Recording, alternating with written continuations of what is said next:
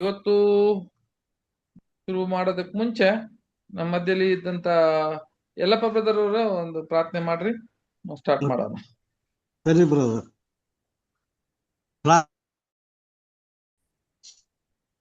ಮಹೋನ್ನತನೋ ಸರ್ವಶಕ್ತನೋ ಅಗಮ್ಯ ಬೆಳಕಿನಲ್ಲಿ ವಾಸ ಮಾಡುವ ನಮ್ಮ ಪ್ರಮುಖ ತಂದೆ, ನಿಮ್ಮ ಅತಿ ಪರಿಶುದ್ಧ ನಾಮಕ್ಕೆ ಮಹಿಮೆ ಉಂಟಾಗದಪ್ಪ ತಂದೆ. ನಮ್ಮನ್ನು ಇದುವರೆಗೆ ಕಾಯ್ದು ಕಾಪಾಡಿ ಒಂದು ಜೀವಿತರ ಸಂಖ್ಯೆಲಿಟ್ಟು ನಮ್ಮನ್ನೆಲ್ಲ ನೆನೆಸಿದ್ದಕ್ಕಾಗಿ ಸಹ ಧನ್ಯವಾದ ತಂದೆ ಆದದ್ದರೆ ಇದುವರೆಗೆ ನಿಮ್ಮ ಚಿತ್ತಕ್ಕೆ ವಿರುದ್ಧವಾಗಿ ನಾವೇನಾದ್ರೂ ತಪ್ಪು ನಮ್ಮ ಕ್ಷಮಿಸಿ ತಂದೆ. ಮುಂದೆ ನಿಮ್ಮ ಚಿತ್ತಂತೆ ನಡಲಿಕ್ಕೆ ಸಹಾಯ ಮಾಡು ತಂದೆ. ಲೋಕದಿಂದ ಆಯ್ದುಕೊಂಡು ಒಂದು ಚಿಕ್ಕ ಗುಂಪಾಗಿ ಕೂಡಿಸಿ ತಂದೆ, ಪ್ರತಿದಿನ ನೀನು ಆಯ್ದುಕೊಂಡಂತ ದಾಸರ ಮುಖಾಂತರವಾಗಿ ನಮಗೆ ಸತ್ಯವಾಕ್ಯವನ್ನು ಕೊಡ್ತಿದ್ದಕ್ಕಾಗಿ ಧನ್ಯವಾದ ತಂದೆ.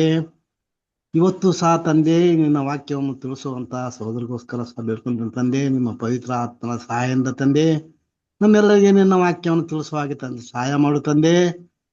ಇನ್ನು ಯಾವ ಸಹೋದರ ಬಂದಿಲ್ಲ ತಂದೆ, ಅವರಿಗೆ ಸಹ ತಂದೆ ತಕ್ಕ ಸಮಯಕ್ಕೆ ಬಂದು ನಿನ್ನ ವಾಕ್ಯವನ್ನು ಕೇಳುವ ಹಾಗೆ ಸಹಾಯ ಮಾಡು ತಂದೆ. ಆ ವಾಕ್ಯವನ್ನು ಕೇಳಿ ತಂದೆ ನಮ್ಮ ಹೃದಯದಲ್ಲಿ ಇಟ್ಟುಕೊಂಡು ನಾವು ಅದನ್ನು ಮೆಲುಕು ಹಾಕಿ ನಿಮ್ಮ ಚಿತ್ತಕ್ಕನುಸಾರವಾಗಿ ನಡೆಯುವ ಹಾಗೆ ತಂದೆ ನಮ್ಮೆಲ್ಲರಿಗೆ ಸಹಾಯ ಮಾಡು ತಂದೆ. ಆದಿಯಿಂದ ಅಂತ್ಯದವರೆಗೆ ಈ ಕೂಟದಲ್ಲಿ ನಿಮ್ಮ ಪ್ರಸನ್ನತೆ ಇದ್ದು ಈ ಕೂಟವನ್ನು ಸಹ ನಡೆಸಿಕೊಡು ತಂದೆ ಆದ ದೇವರು, ಇದುವರೆಗೆ ನನ್ನ ಪ್ರಾರ್ಥನೆ ಕೇಳೋದಕ್ಕಾಗಿ ಸಹ ಧನ್ಯವಾದ ತಂದೆ. ಈ ಚಿಕ್ಕ ಪ್ರಾರ್ಥನಾ ನಮ್ಮೆಲ್ಲರ ರಕ್ಷಕನಾದ ನಮ್ಮ ಯೇಸು ಕ್ರಿಸ್ತ ನಾಮದಲ್ಲಿ ಬೀಳ್ತೇನೆ ತಂದೆ. Amen. Thank you brother. Thank you ರೀ. ತಂದೆ ದೇವ್ರಿಗೂ ಮತ್ತೆ ಅವರ ಮಾನದ ಕ್ರಿಸ್ತನು ಕೂಡ ಈ ಒಂದು ವೇಳೆಯಲ್ಲಿ ಕೃತಜ್ಞತೆ ಹೇಳ್ಕೊಂತೀವಿ. ಸೋದರರೇ, ಇವತ್ತು ನಾವು ನೋಡುವ ಪಾಠ ಮತ್ತೆ ನಾವು ಈ ಮೆಮೋರಿಯಲ್ ಮೆಡಿಟೇಷನ್ಸ್ ಪ್ರಭು ರಾತ್ರಿ ಭೋಜನೆಯ ಒಂದು ಧ್ಯಾನದಲ್ಲಿ ಅಥವಾ ಒಂದು ಪಂಕ್ತಿಯಲ್ಲಿ ನಾವು ಭಾಗವಹಿಸುವ ಮುಂಚೆ ಅದನ್ನ ಸರಿಯಾದ ರೀತಿಯಲ್ಲಿ ಅರ್ಥ ಮಾಡ್ಕೊಂಡು ನಮ್ಮ ಒಂದು ದೊಡ್ಡ ಭಾಗ ಏನು, ಅದರಲ್ಲಿ ನಮ್ಮ ಒಂದು ಐಕ್ಯತೆ ಏನು ಅಂತ ನಾವು ಕೂಡ ಅದರ ಮೆಡಿಟೇಟ್ ಮಾಡ್ತಾ ಇದ್ದೀರಿ.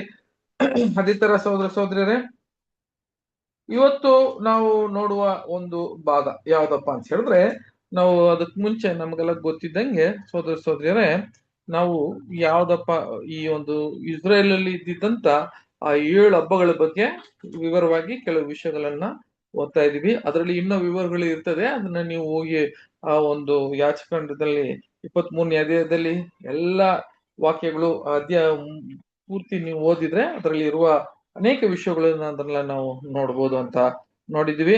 ಮುಖ್ಯವಾಗಿ ಸೋದರಲ್ಲೇ ಇದರಲ್ಲಿ ಇದ್ದಿದ್ದಂತ ನಾವು ನೋಡ್ತೀವಿ. ಇವಾಗ ಕೆಲವು ಕ್ವಶನ್ ಕೇಳ್ಬಿಟ್ಟು ನಾನು ಒಳಗೆ ಹೋಗ್ತೀನಿ.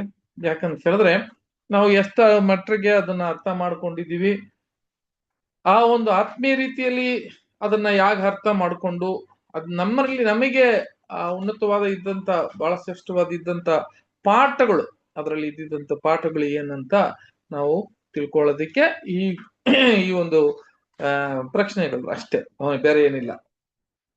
ಇಸ್ರಾಯೇಲ್ ಇದ್ದಿದ್ದಂತ 7 ಹಬ್ಬಗಳು ಅಂತ ನಾನೇ ಮುಂಚೆನೆ ಹೇಳಿದ್ದೀನಿ.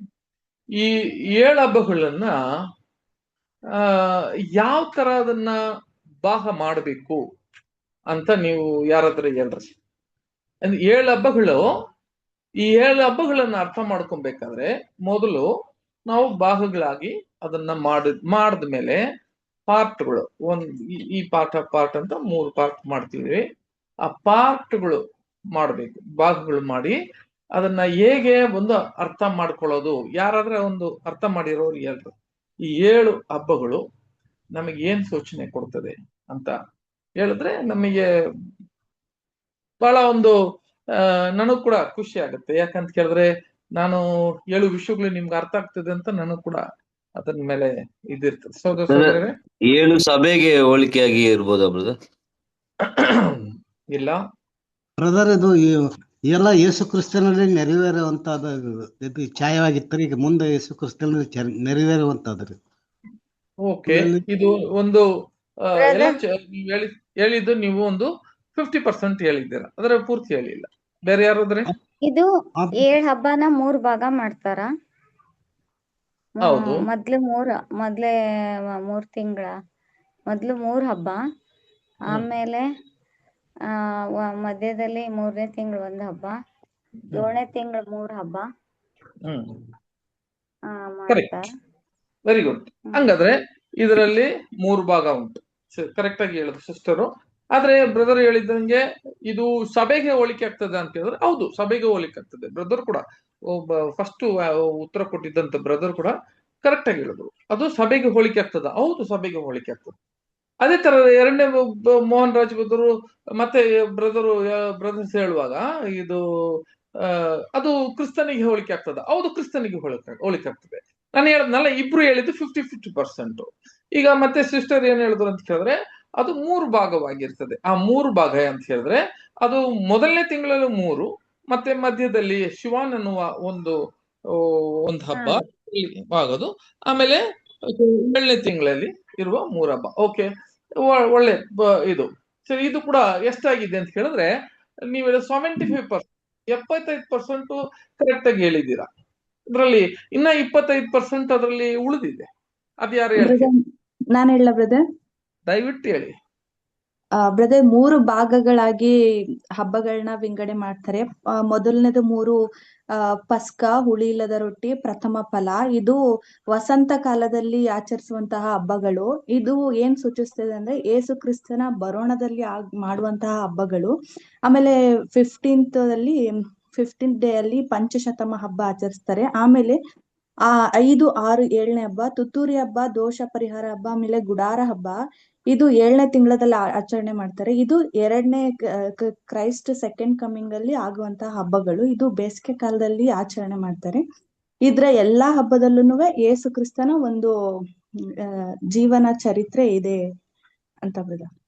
Wonderful, wonderful. ದೇವರಿಗೆ ಸ್ತೋತ್ರ. ಬಹಳ ಒಂದು ನನಗೆ ಬಹಳ ಸಂತೋಷ ಆಯ್ತು ಈ ವಿಷಯ. ನೀವು ಇಷ್ಟೊಂದು ಗಮನ ಕೊಟ್ಟು ಕೇಳಿ. ಇವಾಗ ನೋಡಿ, ಎಲ್ಲರಿಗೂ ಗೊತ್ತಿರ್ತದೆ. ಈಗ ಯಾರಾದ್ರೂ ಒಬ್ರು ಅದನ್ನ ಒಂದು ಉತ್ತರ ಕೊಡುವಾಗ ಅವ್ರಿಗೆ ಅವಾಗ ಜ್ಞಾಪಕ ಬಂದಿರ್ತದೆ, ಹೌದು ಕರೆಕ್ಟು, ಅದು ಎಲ್ಲರಿಗೂ ಗೊತ್ತಿರ್ತದೆ ಕೇಳಿರೋರ್ಗೆಲ್ಲ. ಆದ್ರೆ ಸಿಸ್ಟರ್ ವಂಡರ್ಫುಲ್ ಆಗಿ ಒಂದು ದೇವ್ರ ಸ್ತೋತ್ರ, ಒಳ್ಳೆ ಒಂದು ಎಕ್ಸ್ಪ್ಲನೇಷನ್ ಕೊಟ್ಟಿದ್ದೀರಿ.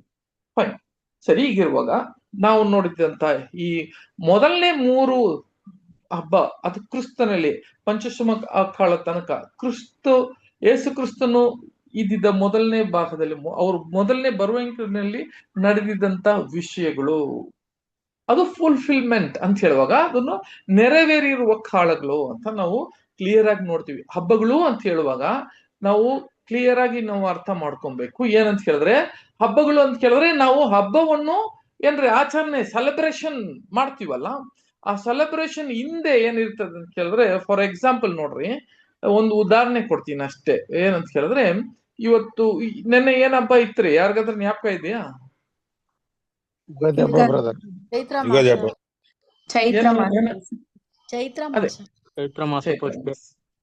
ಅದಕ್ಕೆ ಏನ್ ಹಬ್ಬ ಅಂತ ಹೇಳ್ತಾರೆ? ಯಾರೋ ಉಗಾದಿ ಅಂತ ಹೇಳ್ತಾರ? ಯುಗಾದಿ ಹಬ್ಬ. ಇದು ಆದಿ ಮಾಸವಾಗಿರಬೇಕು. ಇದೇ ನಮಗೆ ಯುಗಾದಿ ಹಬ್ಬ ಬ್ರದರ್ ಅದು. ಹೌದಾ?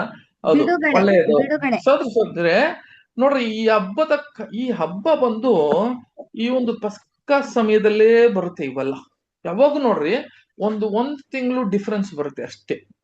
ಈ 1 ತಿಂಗಳ ಡಿಫ್ರೆನ್ಸ್ ಬರುವ ಈ ಹಬ್ಬಗಳು ಕೂಡ ಯಾವ್ದೋ ಒಂದು ರೀತಿಯಲ್ಲಿ ಅವರು ತಪ್ಪಾಗಿ ಮಾಡ್ತಾರೆ, ಆದ್ರೆ ಹಬ್ಬವನ್ನ ಆಚರಣೆ ಮಾಡ್ತಾರೆ. ಅದ್ ಯಾಕೆ, ಏನಪ್ಪಾ ಅಂತ ಹೇಳಿದ್ರೆ, ಯಾವ ತರ ನಾವು ಹುಳಿ ಇಲ್ಲದ ರೊಟ್ಟಿಯನ್ನು ನಾವು ಆತ್ಮೀಯ ರೀತಿಯಲ್ಲಿ ಅದನ್ನ ಅರ್ಥ ಮಾಡ್ಕೊಂಡಿದ್ದೀರಿ, ಆದ್ರೆ ಲೋಕಕ್ಕೆ ಇನ್ನ ಅದನ್ನ ಅರ್ಥ ಆಗದಿರ ಇರೋದಿಕ್ಕೆ ಆತರು ಏನ್ ಮಾಡ್ತಾರೆ ಅಂತ ಹೇಳಿದ್ರೆ, ಹುಳಿ ಇಲ್ಲದ ರೊಟ್ಟಿಯನ್ನು ಯಾವ್ದೋ ಒಂದು ವಿಷಯನ ತಿಳ್ಕೊಂಡಿದ್ದಾರೆ, ಯಾರೋ ಮುಖಾಂತರ ತಿಳ್ಕೊಂಡು ಅದನ್ನ ಒಬ್ಬಟ್ಟಂತ ಮಾಡ್ತಾರೆ. ಅದಕ್ಕೆ ಹುಳಿ ಸೇರ್ಸೋದಿಲ್ಲ, ಅದೇ ತರ ಅಕ್ಕಿ ಸೇರ್ಸಲ್ಲ. ಯಾವ್ದು ಮಾಡ್ದಿರಾ ಅದನ್ನ ನೋಡ್ರಿ, ಅದು ಎಲ್ಲರಿಗೂ ಕೊಡ್ತಾರೆ, ರೊಟ್ಟಿಯನ್ನ ಕೊಡ್ತಾರೆ. ಅದು ಗೊತ್ತಿಲ್ಲ ಏನಂತ, ಎಲ್ಲೋ ಅದು ಕಾಪಿ ಮಾಡ್ಕೊಂಡ್ ಬಂದವ್ರೆ, ಎಲ್ಲೋ ಅದನ್ನ ನೋಡ್ಕೊಂಡು ಬಂದಿದ್ದಾರೆ. ಅದ್ರ ಜೊತೆಗೆ ಏನ್ ಮಾಡ್ತಾರೆ ಅಂತ ಕೇಳಿದ್ರೆ, ಅದ್ರ ಜೊತೆಗೆ ಒಂದು ಕಸರಾಗಿರುವ ಒಂದು ಸೊಪ್ಪು ಕೂಡ ಏನ್ ಮಾಡ್ತಾರೆ ಅಂತ ಕೇಳಿದ್ರೆ ಅವ್ರ ಮನೆಯಲ್ಲಿ ಮಾಡ್ತಾರೆ. ಅದೇ ತರ ಸೋದ್ರೆ ಮಾರನೇ ದಿವಸ ಏನ್ ಮಾಡ್ತಾರೆ ಅಂತ ಹೇಳಿದ್ರೆ ಒಂದು ನಾನ್ ವೆಜ್ ಮಾಡ್ತಾರೆ. ಅದನ್ನ ಯಾವ್ದನ್ನ ಸೂಚಿಸ್ತದೆ ಅಂತ ಹೇಳಿದ್ರೆ, ಅವ್ರಿಗೆ ಯಾವ್ದೋ ಒಂದು ಕುರಿಯನ್ನ ಒಡೆದು ತಿನ್ನುತ್ತಾರೆ. ಎಲ್ಲರೂ ತಿನ್ಬೇಕು, ಅದು ಒಂದು ಅವರಲ್ಲಿ ಟ್ರೆಡಿಷನ್ಸ್ ಅಂತ ಕೇಳಿದ್ರೆ ಒಂದು ಸಂಪ್ರದಾಯವನ್ನು ಇಟ್ಟಿದ್ದಾರೆ ಅವಾಗಿಂದ. ಆದ್ರೆ ಏನಕ್ಕೆ ಅಂತ ಅವ್ರಿಗೆ ಗೊತ್ತಿಲ್ಲ. ಏನು ವಿಷಯ, ಯಾರೋ ಮಾಡಿದ್ರು ಅದನ್ನ ಹಂಗೆ ಕಾಪಿ ಮಾಡ್ತಾರೆ. ಯಾವ್ದೋ ಚಿಕ್ಕ ಚಿಕ್ಕ ವಿಷಯಗಳನ್ನ ಇವ್ರು ಕೂಡ ಏನ್ ಮಾಡ್ತಾರೆ ಅಂತ ಹೇಳಿದ್ರೆ, ನೋಡ್ರಿ, ಈ ಒಂದು ಕಾಲದಲ್ಲಿ ನಡೆದಂತ ವಸಂತ ಕಾಲ ನಡೆಯುವಂತ ಇಟ್ಸ್ ನ್ಯೂ ಮುಂಡೆ ಅಂತ ಹೇಳ್ತಾರೆ ಅದನ್ನ. ಅದನ್ನ ಸಹೋದರ ಸಹೋದರಿಯರೇ ಇವ್ರು ಕೂಡ ಏನೋ ಸ್ವಲ್ಪ ಗೊತ್ತಿಲ್ಲ ಆದ್ರೆ ಏನಂತ ನೋಡ್ರಿ, ಅವ್ರೆಲ್ಲ ಆಚರಣೆ ಮಾಡ್ತವ್ರೆ, ಆದ್ರೆ ಏನು ಅಂತ ಗೊತ್ತಿಲ್ಲ. ಅದ್ರ ನಿಜ ಸ್ವರೂಪ ನಮಗೆ ಅದು ನಮ್ಗ ಎಷ್ಟೊಂದು ದೇವರಿಗೆ ನಾವು ಕೃತಜ್ಞತೆ ಹೇಳಬೇಕು ಅಂತ ಕೇಳಿದ್ರೆ ಸಹೋದರ ಸಹೋದರಿಯರೇ, ಇಷ್ಟು ಜನರು ಎಷ್ಟು ಓದಿರೋರೆಲ್ಲ ಇದ್ದಾರೆ, ಎಷ್ಟೆಲ್ಲ ಇದ್ರು ಕೂಡ ಅವ್ರಿಗೆ ಆ ವಿಷಯಗಳು ಗೊತ್ತಿಲ್ಲ. ಏನೋ ತಿನ್ಕೊಂಡು ನಾಳೆ ಹಬ್ಬವನ್ನು ಸೆಲೆಬ್ರೇಟ್ ಮಾಡ್ಕೊಂಡು ಅದನ್ನ ಆಚರಣೆ ಮಾಡ್ಕೊಂಡು ಹೋಗ್ತಾರೆ. ಆದ್ರೆ ಆ ಹಬ್ಬದ ನಿಜವಾದ ಸ್ವರೂಪ ನಾವೇ ಅಂತ ನಮಗೆ ಸತ್ಯವನ್ನು ತಿಳಿಸ್ಕೊಟ್ಟಿದ್ದಾರೆ ತಂದೆ ದೇವರು. ಇದಕ್ಕೆ ನಾವು ಕೃತಜ್ಞತೆಯಾಗಿ ಇರಬೇಕು ಸಹೋದರ ಸಹೋದರಿ. ನಾನು ಹೇಳ್ದಂಗೆ ನೋಡ್ರಿ, ಹಬ್ಬಗಳು ಎಲ್ಲ ಅವರಲ್ಲೂ ಎಲ್ಲ ಆಚರಣೆ ಮಾಡಿದ್ರು ಇಸ್ರೇಲ್ ಜನ ಕೂಡ, ಆದ್ರೆ ನಿಜ ಸ್ವರೂಪ ನಮ್ಮಲ್ಲಿ ಇದೆ. ಈಗ ನಾವು ಪ್ರಾಕ್ಟಿಕಲ್ ಆಗಿ ನಾವು ಆಚರಣೆ ಅದನ್ನ ತಿನ್ನೋದ್ರಲ್ಲಿ ಮತ್ತೆ ಅದನ್ನ ಸೆಲೆಬ್ರೇಷನ್ ಮಾಡೋದ್ರಲ್ಲಿ ಹೊಸ ಬಟ್ಟೆಯನ್ನ ಹಾಕಿ ಎಲ್ಲ ಏನ್ರಿ ಮನೆಯಲ್ಲಿ ಖುಷಿಯಾಗಿದ್ಕೊಂಡು ಬನ್ರಿ ಅಂತ ಹೇಳೋ ರೀತಿಯಲ್ಲಿ ನಮ್ಮಿಲ್ಲ. ಅದೆಲ್ಲ ಇಸ್ರೇಲ್ ಸೆಲೆಬ್ರೇಟ್ ಮಾಡ್ಬಿಟ್ರು, ಅದನ್ನ ಆಚರಣೆ ಮಾಡ್ಬಿಟ್ರು. ನಾವು ಅದನ್ನ ನಿಜ ಸ್ವರೂಪವಾಗಿ ಇರುವ ಮಕ್ಕಳಾಗಿದ್ದೀರಿ. ಅದಕ್ಕೆ ಅವಾಗ ನೋಡ್ರಿ, ಈ ಒಂದು ನೋಡ್ಬೇಕಾದ್ರೆ ಸಹೋದರ ಸಹೋದರಿಯರೇ, ನಾವು ನೋಡಿದಂತ ಎಲ್ಲ ವಿಷಯಗಳಲ್ಲಿ ಆಲ್ಮೋಸ್ಟ್ ನಾವು ಯಾವ್ದಂತ ನೋಡಿದ್ವಿ ಅಂತ ಕೇಳಿದ್ರೆ, ಈ ಮೊದಲನೇ ಪಾಠ ಯಾವ್ದಪ್ಪ ಅಂತ ಕೇಳಿದ್ರೆ ಆ ಪಸ್ಕ ಅಂತ ನೋಡಿದ್ವಿ. ಆ ಪಸ್ಕ ಕ್ರಿಸ್ತನ ಬಗ್ಗೆ ನಮಗೆಲ್ಲ ಗೊತ್ತು, ಅದು ನೆರವೇರಿತ್ತು ಕ್ರಿಸ್ತನಲ್ಲಿ. ಆಮೇಲೆ ಎರಡನೇದು ಯಾವ್ದಪ್ಪ ಅಂತ ಕೇಳಿದ್ರೆ, ಅದ್ರ ಪಸ್ಕ ಬಗ್ಗೆ ಅನೇಕ ವಿಷಯಗಳನ್ನ ನಾವು ಕೂಡ ಓದ್ಬಿಟ್ಟಿದ್ರಿ ಸಹೋದರ ಸಹೋದರರೇ. ಹಾಗಿರುವಾಗ ನೆಕ್ಸ್ಟ್ ಯಾವ್ದಪ್ಪ ಅಂತ ಕೇಳಿದ್ರೆ ನಮ್ಗೆ ಗೊತ್ತಿದ್ದಂಗೆ ಹುಳಿ ಇಲ್ಲದ ರೊಟ್ಟಿ. ಆ ಹುಳಿ ಇಲ್ಲದ ರೊಟ್ಟಿಯ ಹಬ್ಬಗಳ ಬಗ್ಗೆ ನಾವು ಮಾತಾಡಿದ್ರಿ. ಅದೇನಪ್ಪ ಹುಳಿ ಇಲ್ಲದ ರೊಟ್ಟಿ ಅಂತ ಹೇಳುವಾಗ ಸಹೋದರ ಸಹೋದರಿ, ನಮ್ಗೆಲ್ಲ ಒಂದು ವಿಷಯ ಹೇಳ್ತೀನಿ, ಈಗ ಅಟ್ಲೀಸ್ಟ್ ನೀವು ಅರ್ಥ ಆಗಿದ್ಯಾ ಅಂತ ನಾವು ನೋಡೋಣ. ಮೊದಲನೇದು ಹಬ್ಬ ಅದು ಬಂದು ಏನಂತ ಕೇಳಿದ್ರೆ ಸಹೋದರ ಸಹೋದರರೇ, ಅದು ಪಸ್ಕ ಅಲ್ವಾ. ಆ ಕುರಿಯನ್ನು ನೇಮಿಸತಕ್ಕದಾಗಿ ಯೇಸು ಕ್ರಿಸ್ತನಲ್ಲಿ ನೆರವೇರಿತ್ತು. ಅದು ನಮಗೆಲ್ಲ ಗೊತ್ತಿದ್ದಂಗೆ ಒಂದು ಅಂತ ನಮಗೆ ಅದು ಒಂದು ಪಸ್ಕದ ಹಬ್ಬ, ಕುರಿ ಅದು ನೆರವೇರಿತು. ಓಕೆ, ಅದು ಸ್ಥಾನಿಕನಂದ್ರೆ ಯೋಹನಿ ಹೇಳೋ ಒಂದು ವಿಷಯ ಏನಂದ್ರೆ, ಇಗೋ ಕುರಿ ಅಂತ ಹೇಳಿ ಈ ಲೋಕದ ಪಾಪವನ್ನು ಹೊಂದ್ಕೊಳ್ಳುವ ಯಾರ್ರಿ ಈ ಕುರಿ ಅಂತ ಹೇಳಿ ತೋರಿಸೋದು, ಅದನ್ನ ಕ್ರಿಸ್ತನಲ್ಲಿ ನೆರವೇರಿತು ಅಂತ ನೋಡಿದ್ವಿ. ಎರಡನೇ ಹಬ್ಬ ಅಂತ ಬರುವಾಗ ಅದು ಹುಳಿ ಇಲ್ಲದ ರೊಟ್ಟಿ ಅಂತ ಹೇಳುವಾಗ ಯಾವ ತರ ಕ್ರಿಸ್ತನಿಗೆ ನಾವು ಹೋಲಿಕೆ ಮಾಡ್ತೀರಿ ಇದನ್ನ ಅಂತ ಹೇಳುವಾಗ, ಹುಳಿ ಇಲ್ಲದ ರೊಟ್ಟಿಗೆ ಸಹೋದರ ಸಹೋದರಿಯರ ಆತನ ಇದ್ದಿದ್ದ ಪರಿಶುದ್ಧವಾಗಿ ಇದ್ದಿದ್ದಂತ ಒಂದು ವಿಷಯ. ಎರಡನೇದು ಆತನೇ ನಮಗೆ ಜೀವ ಕೊಡುವ ಒಂದು ರೊಟ್ಟಿ ಅಂತ ಎರಡನೇದು ಕೂಡ ನಾವು ನೋಡಿದಿರಿ, ಅದು ಬಹಳ ಮುಖ್ಯವಾಗಿತ್ತು. ಮೂರನೇದು ಯಾವ್ದಪ್ಪ ಅಂತ ಕೇಳಿದ್ರೆ ಫೀಸ್ಟ್ ಆಫ್ ಫಸ್ಟ್ ಫ್ರೂಟ್ ಅಂತ ಕೇಳಿದ್ರೆ ಇದು ಪ್ರಥಮ ಫಲ ಅಂತ ನಾವು ನೋಡಿದ್ವಿ ಸಹೋದರ ಸಹೋದರಿ ಅಲ್ವಾ. ಈ ಪ್ರಥಮ ಫಲ ಯಾರಪ್ಪ ಅಂತ ಕೇಳಿದ್ರೆ ನಮಗೆಲ್ಲ ಚೆನ್ನಾಗಿ ಗೊತ್ತಿದೆ, ಯೇಸು ಕ್ರಿಸ್ತನು ಆತನು ಬಂದನು, ಆ ಪಸ್ಕವಾಗಿ ಆತನ ಶರೀರವನ್ನು ಆತನ ಯಜ್ಞವಾಗಿ ಎಲ್ಲರೂ ವಿಮೋಚನವಾಗಿ ಆತನ ಕೊಟ್ಟನು, ಆತನ ಜೀವವನ್ನು ಕೊಟ್ಟಿದ್ದನು. ಕೊಟ್ಟಿದ ತಕ್ಷಣವೇ ಆ ಯೇಸು ಕ್ರಿಸ್ತನೇ ನಮ್ಮ ಜೀವ ಅಂತ ಹೇಳಿದ್ರೆ ಆತನ ಅವರೇ ನಮ್ಮ ಆಹಾರ ಅಂತ ಆಗ್ಬಿಟ್ಟಿತ್ತು. ಈಗ ಅದು ಎರಡನೇದು. ಮೂರನೇದು ಯಾವ್ದಪ್ಪ ಅಂತ ಕೇಳಿದ್ರೆ ಪುನರ್ತನದಲ್ಲಿ ನಾವು ನೋಡ್ಬೇಕಾದ್ರೆ ಸಹೋದರ ಸಹೋದರರೇ, ಆ ನೂತನ ಸೃಷ್ಟಿಯಲ್ಲಿ ಮೊದಲು ಪ್ರಥಮ ಫಲ ದೇವರಿಗೆ ಆ ಒಂದು ನಿಭಾಯಿಸುದು, ಆ ಒಂದು ಯಾರ್ರೀ ಆಚಾರ್ಯ ಇವ್ರ ಹತ್ರ ಮಹಾಯಾಚಕನ ಹತ್ರ ಬಂದು ಆ ನೈವೇದ್ಯವನ್ನು ತಗೊಂಡ್ ಬಂದು ನಿಭಾಯಿಸುದು ಅಂತ ಹೇಳಿದ್ರೆ ಮೊದಲು ಕ್ರಿಸ್ತನಾಗಿ ಆ ಒಂದು ವಿಷಯ ಪ್ರಥಮ ಫಲವಾಗಿದ್ನು ಅಂತ ನೋಡ್ತೀವಿ. ಅದರಲ್ಲಿ ನಮ್ಮಲ್ಲಿ ಭಾಗ ಏನಂತ ಹೇಳಿದ್ದು ಕೂಡ ಸಹೋದರ ಸಹೋದರಿಯರೇ, ನಾವು ಕೂಡ ಏನಾಗಿರ್ತೀರಿ ಅಂತ ಕೇಳಿದ್ರೆ ಆ ಪ್ರಥಮ ಫಲವಾಗಿ ನಾವು ಕೂಡ ಇರ್ತೀರಿ ಅಂತ ನೋಡಿದ್ವಿ. ಇದರಲ್ಲಿ ನಾವು ಅನೇಕ ವಿಚಾರಣೆಗಳು, ಕೆಲವು ಇನ್ಫಾರ್ಮೇಶನ್ಸ್ಗಳು ನಾವು ಕೂಡ ನೋಡಿದೀವಿ ಆ ಮೂರನೇ ದಿವಸದಲ್ಲೆಲ್ಲ ಕೂಡ. ಓಕೆ ಸರಿ, ಇವೆಲ್ಲ ನಾವು ಯಾವಾದ್ರೂ ಡೈರೆಕ್ಟ್ ಆಗಿ ಮೀಟ್ ಮಾಡುವಾಗ, ನಾವು ಒಂದ್ ವೇಳೆ ಕನ್ವೆನ್ಷನ್ಗಳು ಎಲ್ಲ ನಿಮ್ಮನ್ನೆಲ್ಲ ಬಂದು ಮೀಟ್ ಮಾಡುವಾಗ ನೀವು ಏನು ಬೇಕಾದ್ರೆ ಆ ಕ್ವಶನ್ಸ್ಗಳು ನೀವು ಕೇಳ್ಬೋದು. ಕೆಲವು ವಿವರಣೆಗಳು ಡೈರೆಕ್ಟ್ ಆಗಿ ಇದ್ರಲ್ಲಿ ಕೊಡಕ್ ಅದನ್ನ ಎಕ್ಸ್ಪ್ಲೇನ್ ಮಾಡಕ್ ಆಗ್ತಿಲ್ಲ, ಆಮೇಲೆ ಬೇಕಾದ್ರೆ ಮಾಡೋಣ. ಸರಿ, ಹೀಗಿದ್ರೆ ಸಹೋದರ ಸಹೋದರಿಯರೇ, ಮೂರನೇದು ಯಾವ್ದಪ್ಪ ಅಂತ ಕೇಳಿದ್ರೆ ನೋಡ್ರಿ, ಈ 3 ಭಾಗ ಮುಗೀತು. ಯೇಸು ಕ್ರಿಸ್ತನ ಪುನರ್ತನ ಆದ್ಮೇಲೆ ಈ ಪಂಚಸಮ ಒಂದು ಹಬ್ಬ ಇತ್ತು ಇಲ್ಲಿಗೆ, ಪೆಂಟೆಕಾಸ್ಟ್ ಹಬ್ಬ ಅಂತ ಪಂಚಸಮ ಹಬ್ಬ. ಓಕೆ, ಇದು ಯಾವ್ದನ್ನ ಸೂಚಿಸ್ತದೆ ರೀ? ಯಾರಾದ್ರೂ ಎಲ್ಲಿ ನೋಡೋಣ, ಈ ಪಂಚಸಮ ಅಂತ ಹೇಳುವ ಹಬ್ಬ ಯಾವ್ದನ್ನ ಸೂಚಿಸ್ತದೆ? ಈಗ 3 ಹಬ್ಬ ನಮಗೆಲ್ಲ ಗೊತ್ತಿದೆ, ಅದು ಕ್ರಿಸ್ತನಲ್ಲಿ ಪೂರೈಸಿತ್ತು, ಅದೆಲ್ಲ ಮುಗೀತು. ಅದು ನೆಕ್ಸ್ಟ್ ಎಲ್ಲಿಗೆ ಬಂದಿದೀವಿ ಈಗ ಅಂತ ಹೇಳಿದ್ರೆ ಆ ಪೆಂಟೆಕಾಸ್ಟ್ ಅಂತ ಹೇಳಿದ್ರೆ ಪಂಚಸಮ ಹಬ್ಬ ಏನನ್ನ ಸೂಚಿಸ್ತದೆ? ನಾವು ಹೋದ್ವಾರ ಇದನ್ನ ನೋಡಿದೀವಿ. ಅದು 50ನೇ ದಿವಸ. ಅದು 50ನೇ ದಿನ ಅದು ಎಲ್ಲರಿಗೂ ಸುವಾರ್ತೆ ಸಾರುವುದು ಇದು 50ನೇ ಸತ್ಯ ದಿನ ಎಲ್ಲ ಇಲಾಖೆ ನೋಡಿ, ಪೆಂಟಕಾಸ್ಟ್ ಅಂದ್ರೆ ಅದು 50ನೇ ದಿನ ಅಂತ ಹೇಳಿದೆ. ಓಕೆ, ಇದು ಅರ್ಥ ಏನು? ನಮಗೆ ಏನ್ ಅರ್ಥಪ್ಪ ಇದನ್ನ ಆತ್ಮೀಯ ರೀತಿಯಲ್ಲಿ ನಮಗೆ ಆ ಹಬ್ಬ ಏನು? ನಮ್ಮ ನಿಜ ಸ್ವರೂಪವಾದ ವಿಷಯ ಬಿಡುಗಡೆ, ಅದು ಬಿಡುಗಡೆ ದಿನ, ಅದು ಜುಬಿಲಿ. ಎಲ್ಲರಿಗೂ ಸುವಾರ್ತೆ ಸರಿ, ಇನ್ನೊಂದು ಕ್ಲೂ ಕೊಡ್ತೀನಿ. ನೀವು ಬಂದು ಬಿಡುಗಡೆ ದಿನ ಹೇಳಿದೀರಾ, ಅದು ಕೂಡ ಇವಾಗ ನೀವು ಹೇಳಿರೋ ಉತ್ತರ ಬಂದು 50%. ಇನ್ನ ಒಂದು 100% ಇಲ್ಲ, 50% ಹೇಳಿದೀರಾ. ನೋಡ್ರಿ, ಇಲ್ಲಿ ನಾವು ನೋಡಿದಂತ ವಿಷಯ, ಯೇಸು ಕ್ರಿಸ್ತನು ಆ ಪ್ರಥಮ ಫಲವಾಗಿ ಆತನ ಪುನರ್ತನ ಆದನು. ಹೌದು, ಇವಾಗ ಆಯ್ತಾ, ಪುನರ್ತನ ಆಯ್ತು. ಈಗ ಪುನರ್ತನ ಆದ್ಮೇಲೆ ಅದಕ್ಕೆ ಕ್ರಿಸ್ತನ ಏನಾಯ್ತು ಅಂತ ಕೇಳಿದ್ರೆ, ಆ ಒಂದು ಒಂದು ಸಮಯ ಕೊಟ್ಟು, ಒಂದು ದಿನ ಕೊಟ್ಟು, ಇಲ್ಲಿಂದ ನೀವು ಏನ್ ಮಾಡ್ಬೇಡ್ರಿ, ಯೆರೂಸಲೇಮ್ನ ಬಿಟ್ಟು ಹೋಗ್ಬೇಡ್ರಿ, ಆ ಪಂಚಶಮ ಕಾಲದಲ್ಲಿ ತಂದೆಯಾದ ದೇವರು ಅವ್ರು ಕೊಡುವ ಆ ಪವಿತ್ರ ಆತ್ಮ ಕೊಡುವ ತನಕ ನೀವೆಲ್ಲೂ ಹೋಗ್ಬೇಡ್ರಿ ಅಂತ ಹೇಳಿದ್ರು. ಸರಿ, ಇಲ್ಲಿಗೆ ಇದ್ರು. ಈಗ ಆ ಪಂಚಶಮ ದಿನ ನೀವು 50th ಡೇ ಅಂತ ಹೇಳುವಾಗ 50ನೇ ದಿನ ಕರೆಕ್ಟು, ಬಿಡುಗಡೆ ದಿನ ಅದು ಕರೆಕ್ಟು. ಇದು ನಿಜ ಸ್ವರೂಪದಲ್ಲಿ ಏನಾಗಿ ನಮಗೆ ಸೂಚನೆ ಕೊಡ್ತದೆ? ಜನರಿಗೆ ಸುವಾರ್ತೆ ಸಾರಲ್ಪಡ್ತದೆ. ಇನ್ನೊಂದು ವಿಷಯ ಕೂಡ ನಾನು ಹೇಳಿದೆ, ಪವಿತ್ರಾತ್ಮ ಎಲ್ಲರಿಗೂ ಬಂತ್ರಿ, ದೇವರ ಬಲ ಅಲ್ಲೇ ಏನದು? ಅವತ್ತಿಗೆ ಸಭೆ ಸ್ಟಾರ್ಟ್ ಆತು. Very good. ಅಂದ್ರೆ ಸಭೆ ಹುಟ್ಟಿದ ದಿನ ಅಂತ ಹೇಳ್ತಾರೆ. ಸಹೋದರರೇ, ನೂತನ ಸೃಷ್ಟಿಯಾಗಿ ಕ್ರಿಸ್ತನು ಪುನರ್ತನ ಆಗುವ ತನಕ ಸಭೆ ಅಲ್ಲಿ ಪವಿತ್ರ ಆತ್ಮದಲ್ಲಿ ಯಾರು ಹುಟ್ಟಕ್ಕೆ ಸಾಧ್ಯವಿಲ್ಲ. ನೋಡ್ರಿ, ಈ 12 ಅಪೊಸ್ತಲರುಗಳು ಕ್ರಿಸ್ತನ ಜೊತೆಗೆ ಇದ್ರು ಕೂಡ ಯೇಸು ಕ್ರಿಸ್ತನು ಒಂದು ಟೆಂಪ್ರವರಿ ಪವಿತ್ರ ಆತ್ಮವನ್ನು ಯಾರು ಕೊಟ್ಟಿದ್ರು ಅಂತ ಕೇಳಿದ್ರೆ, ಯೇಸು ಕ್ರಿಸ್ತನು ಆತನ ಪವಿತ್ರ ಆತ್ಮ ಅವ್ರ ಮೇಲೆ ಸ್ವಲ್ಪ ದಿನಕ್ಕೆ ಕೊಟ್ಟಿದ್ರು ಅವ್ರಿಗೆ. ಯಾಕೆ? ಅದನ್ನ ಅವ್ರ ಜೊತೆಗೆ ಇದ್ದು ನಡೆಯಕ್ಕೆ ಇರಬೇಕಾಗಿದ್ರೆ ಅದನ್ನ ಕೆಲವು ವಿಷಯಗಳನ್ನ ಅರ್ಥ ಮಾಡ್ಕೊಳ್ಳೋದಿಕ್ಕೆ ಅವ್ರಿಗೆ ಏನ್ ಕೊಟ್ಟಿದ್ರು ಅಂತ ಹೇಳಿದ್ರೆ ಪವಿತ್ರಾತ್ಮ ಕೊಟ್ಟಿದ್ರು. ಫುಲ್ ಪವಿತ್ರಾತ್ಮ ಅವ್ರಿಗೆ ಸಿಕ್ಕಿತ್ತ ಅಂತ ಕೇಳಿದ್ರೆ ಇಲ್ಲ. ಯಾವಾಗ ಸಿಗ್ತದೆ ಅಂತ ಕೇಳಿದ್ರೆ, ಫಸ್ಟ್ ಆಫ್ ಆಲ್ ನೋಡ್ಬೇಕಾದ್ರೆ ಯೇಸು ಕ್ರಿಸ್ತನು ಪ್ರಥಮ ಫಲವಾಗಿ ಮೊದಲು ಆತನು ನೂತನ ಸೃಷ್ಟಿಯಾಗಿ ಬಂದಿದ ಕೆಲಸವನ್ನು ನೆರವೇರಿಸಬೇಕು, ಆತನ ಪ್ರಾಣವನ್ನು ಕೊಡಬೇಕು, ಪುನರ್ತನ ಆಗ್ಬೇಕು, ನೂತನ ಸೃಷ್ಟಿಯಾಗಿ ಪುನರ್ತನ ಆಗ್ಬೇಕು.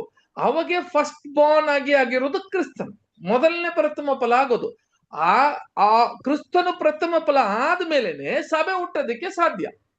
ಹಾಗಿದ್ರೆ ಕ್ರಿಸ್ತನು ಪುನರ್ತನ ಆದ್ಮೇಲೆ ಈ ಒಂದು ಪಂಚಶಮ ದಿನ ಏನಪ್ಪಾ ಅಂತ ಕೇಳಿದ್ರೆ, this is the birth of church ಅಂತ ಹೇಳ್ತಾರೆ. ಇದು ಸಭೆ ಹುಟ್ಟಿದ ದಿನ.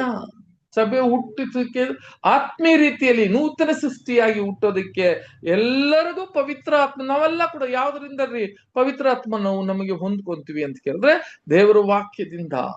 ನೋಡ್ರಿ, ನಾವು ಹಳೆ ಸೃಷ್ಟಿಯಾಗಿ ಇದ್ರೆ ಕೂಡ ನಾವು ಒಳಗಡೆ ನಮಗೆ ಏನಿದೆ ಅಂತ ಕೇಳಿದ್ರೆ ನೂತನ ಸೃಷ್ಟಿಯಾಗಿ ನಾವು ಇದೀವಲ್ಲ, ಇದು ವಾಕ್ಯದಿಂದನೇ ನಾವು ಹುಟ್ಟಿದೀವಿ ಅಂತ ನಮಗೆಲ್ಲರಿಗೂ ಗೊತ್ತಿತ್ತು. ಹೌದಲ್ಲ ಸೋದರಿಯರೇ? ಬಹಳ ಮುಖ್ಯ ಅಂತೂ ಏನಂತ ಕೇಳಿದ್ರೆ, ಇದು ಸಭೆ ಹುಟ್ಟಿದ ದಿನ ಅಂತ ಕೂಡ ನಾವು ಇದನ್ನ ನೋಡ್ಬೇಕು ಸಹೋದರಿಯರು. ಓಕೆ, ಇದು ನಾವು ಜನರಲ್ ಆಗಿ ನಾವು ಏನ್ ಮಾಡಿದೀವಿ ಅಂತ ಕೇಳಿದ್ರೆ, ಆ ದಿನ ನಡೆದಿದ್ದಂತ ಕಾರ್ಯ ನೋಡ್ರಿ. ಈಗ ಸಭೆಯಲ್ಲಿ ಅನೇಕರು ಸೇರಲ್ಪಡ್ತಾರೆ. ಇವಾಗ ಈ ವಾಕ್ಯ ಕೂಡ ಓದಿದ್ವಿ ಓದುವಾರ ನಾವು, ಯಾವ್ದ್ರಿ ಅಪೊಸ್ತಲ ಕೃತ್ಯಗಳಲ್ಲಿ 2:41-47 ನಾವು ಓದುವಾಗ ಅದು ಏನ್ ತೋರಿಸ್ತಾ ಇದೆ ಅಂತ ಕೇಳಿದ್ರೆ ಸಹೋದರಿಯರೇ, ಅದು ಕಂಪ್ಲೀಟ್ ಆಗಿ ಏನಾಗ್ತಾ ಇದೆ ಕೇಳಿದ್ರೆ, ಸಭೆಯಲ್ಲಿ ದಿನ ಹೆಚ್ಚಾಗಿ ಅದರಲ್ಲಿ ಜನ ಸೇರ್ತಾ ಬಂದಿದ್ರು. ಅಂದ್ರೆ ಅರ್ಥ ಏನು? ಅವಾಗಿಂದ ಕ್ರಿಸ್ತನ ಒಂದು ಏನ್ರಿ ಎಲ್ಲರೂ ಅದರಲ್ಲಿ ಸೇರಕ್ಕೆ ಶುರುವಾಗ್ತಾರೆ ಅಂತ ಕೆಲವು ವಿಷಯಗಳನ್ನು ಕೂಡ ಓದಿದ್ದೀವಿ. ಅದರಲ್ಲಿ ಮುಖ್ಯವಾಗಿ ಕೆಲವು ವಾಕ್ಯಗಳನ್ನ ನಾವು ಓದಿ ಈ ಪಾಠಕ್ಕೆ ನಾವು ಹೋಗೋಣ ರೀ.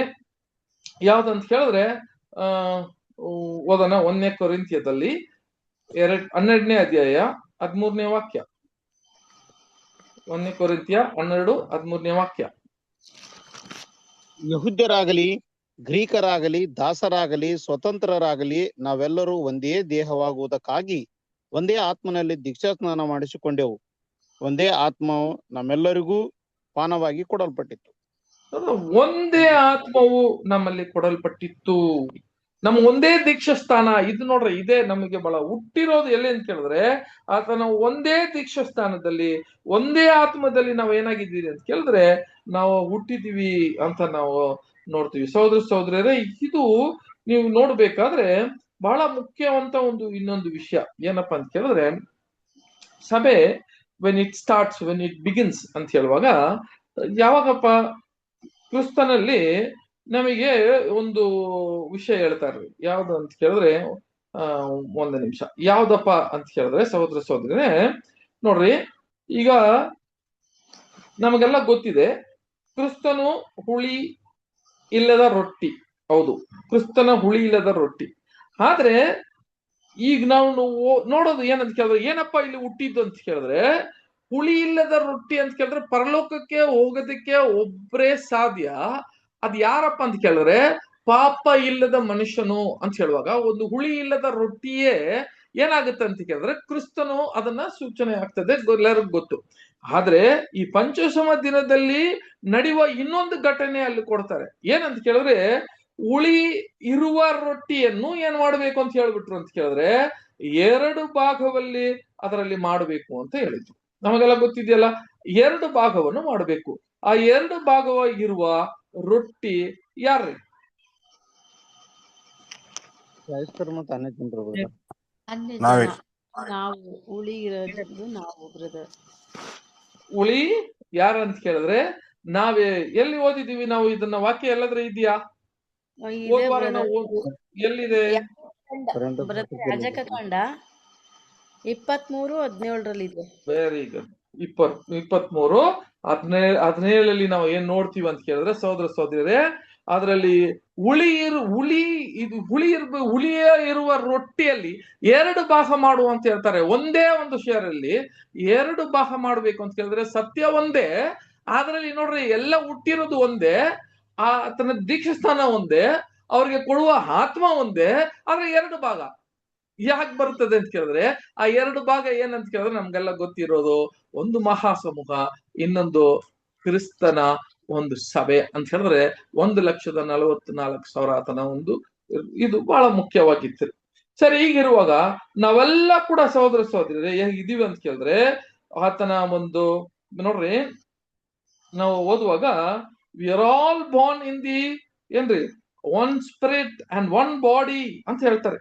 ಹಾಗಿರುವಾಗ ವಿ ಆರ್ ಸೀಲ್ಡ್ ಅಂತ ಹೇಳ್ತಾರೆ, ನಮ್ಮಲ್ಲಿ ಮುದ್ರೆಯನ್ನು ಹೊಂದಿರುವವರು ಅಂತ ಹೇಳ್ತಾರೆ. ವಾಕ್ಯ ಕೂಡ ಓದೋಣ ಇನ್ನೊಂದು, ಎಫೆಸ 1ನೇ ಅಧ್ಯಾಯ 12-13 ವಾಕ್ಯ.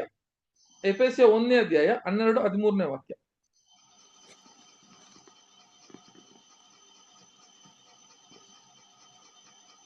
ಇದಲ್ಲದೆ ಆತನಲ್ಲಿ ನಾವು ದೇವರ ಸ್ವಕೀಯ ಪ್ರಜೆಯಾದೆವು.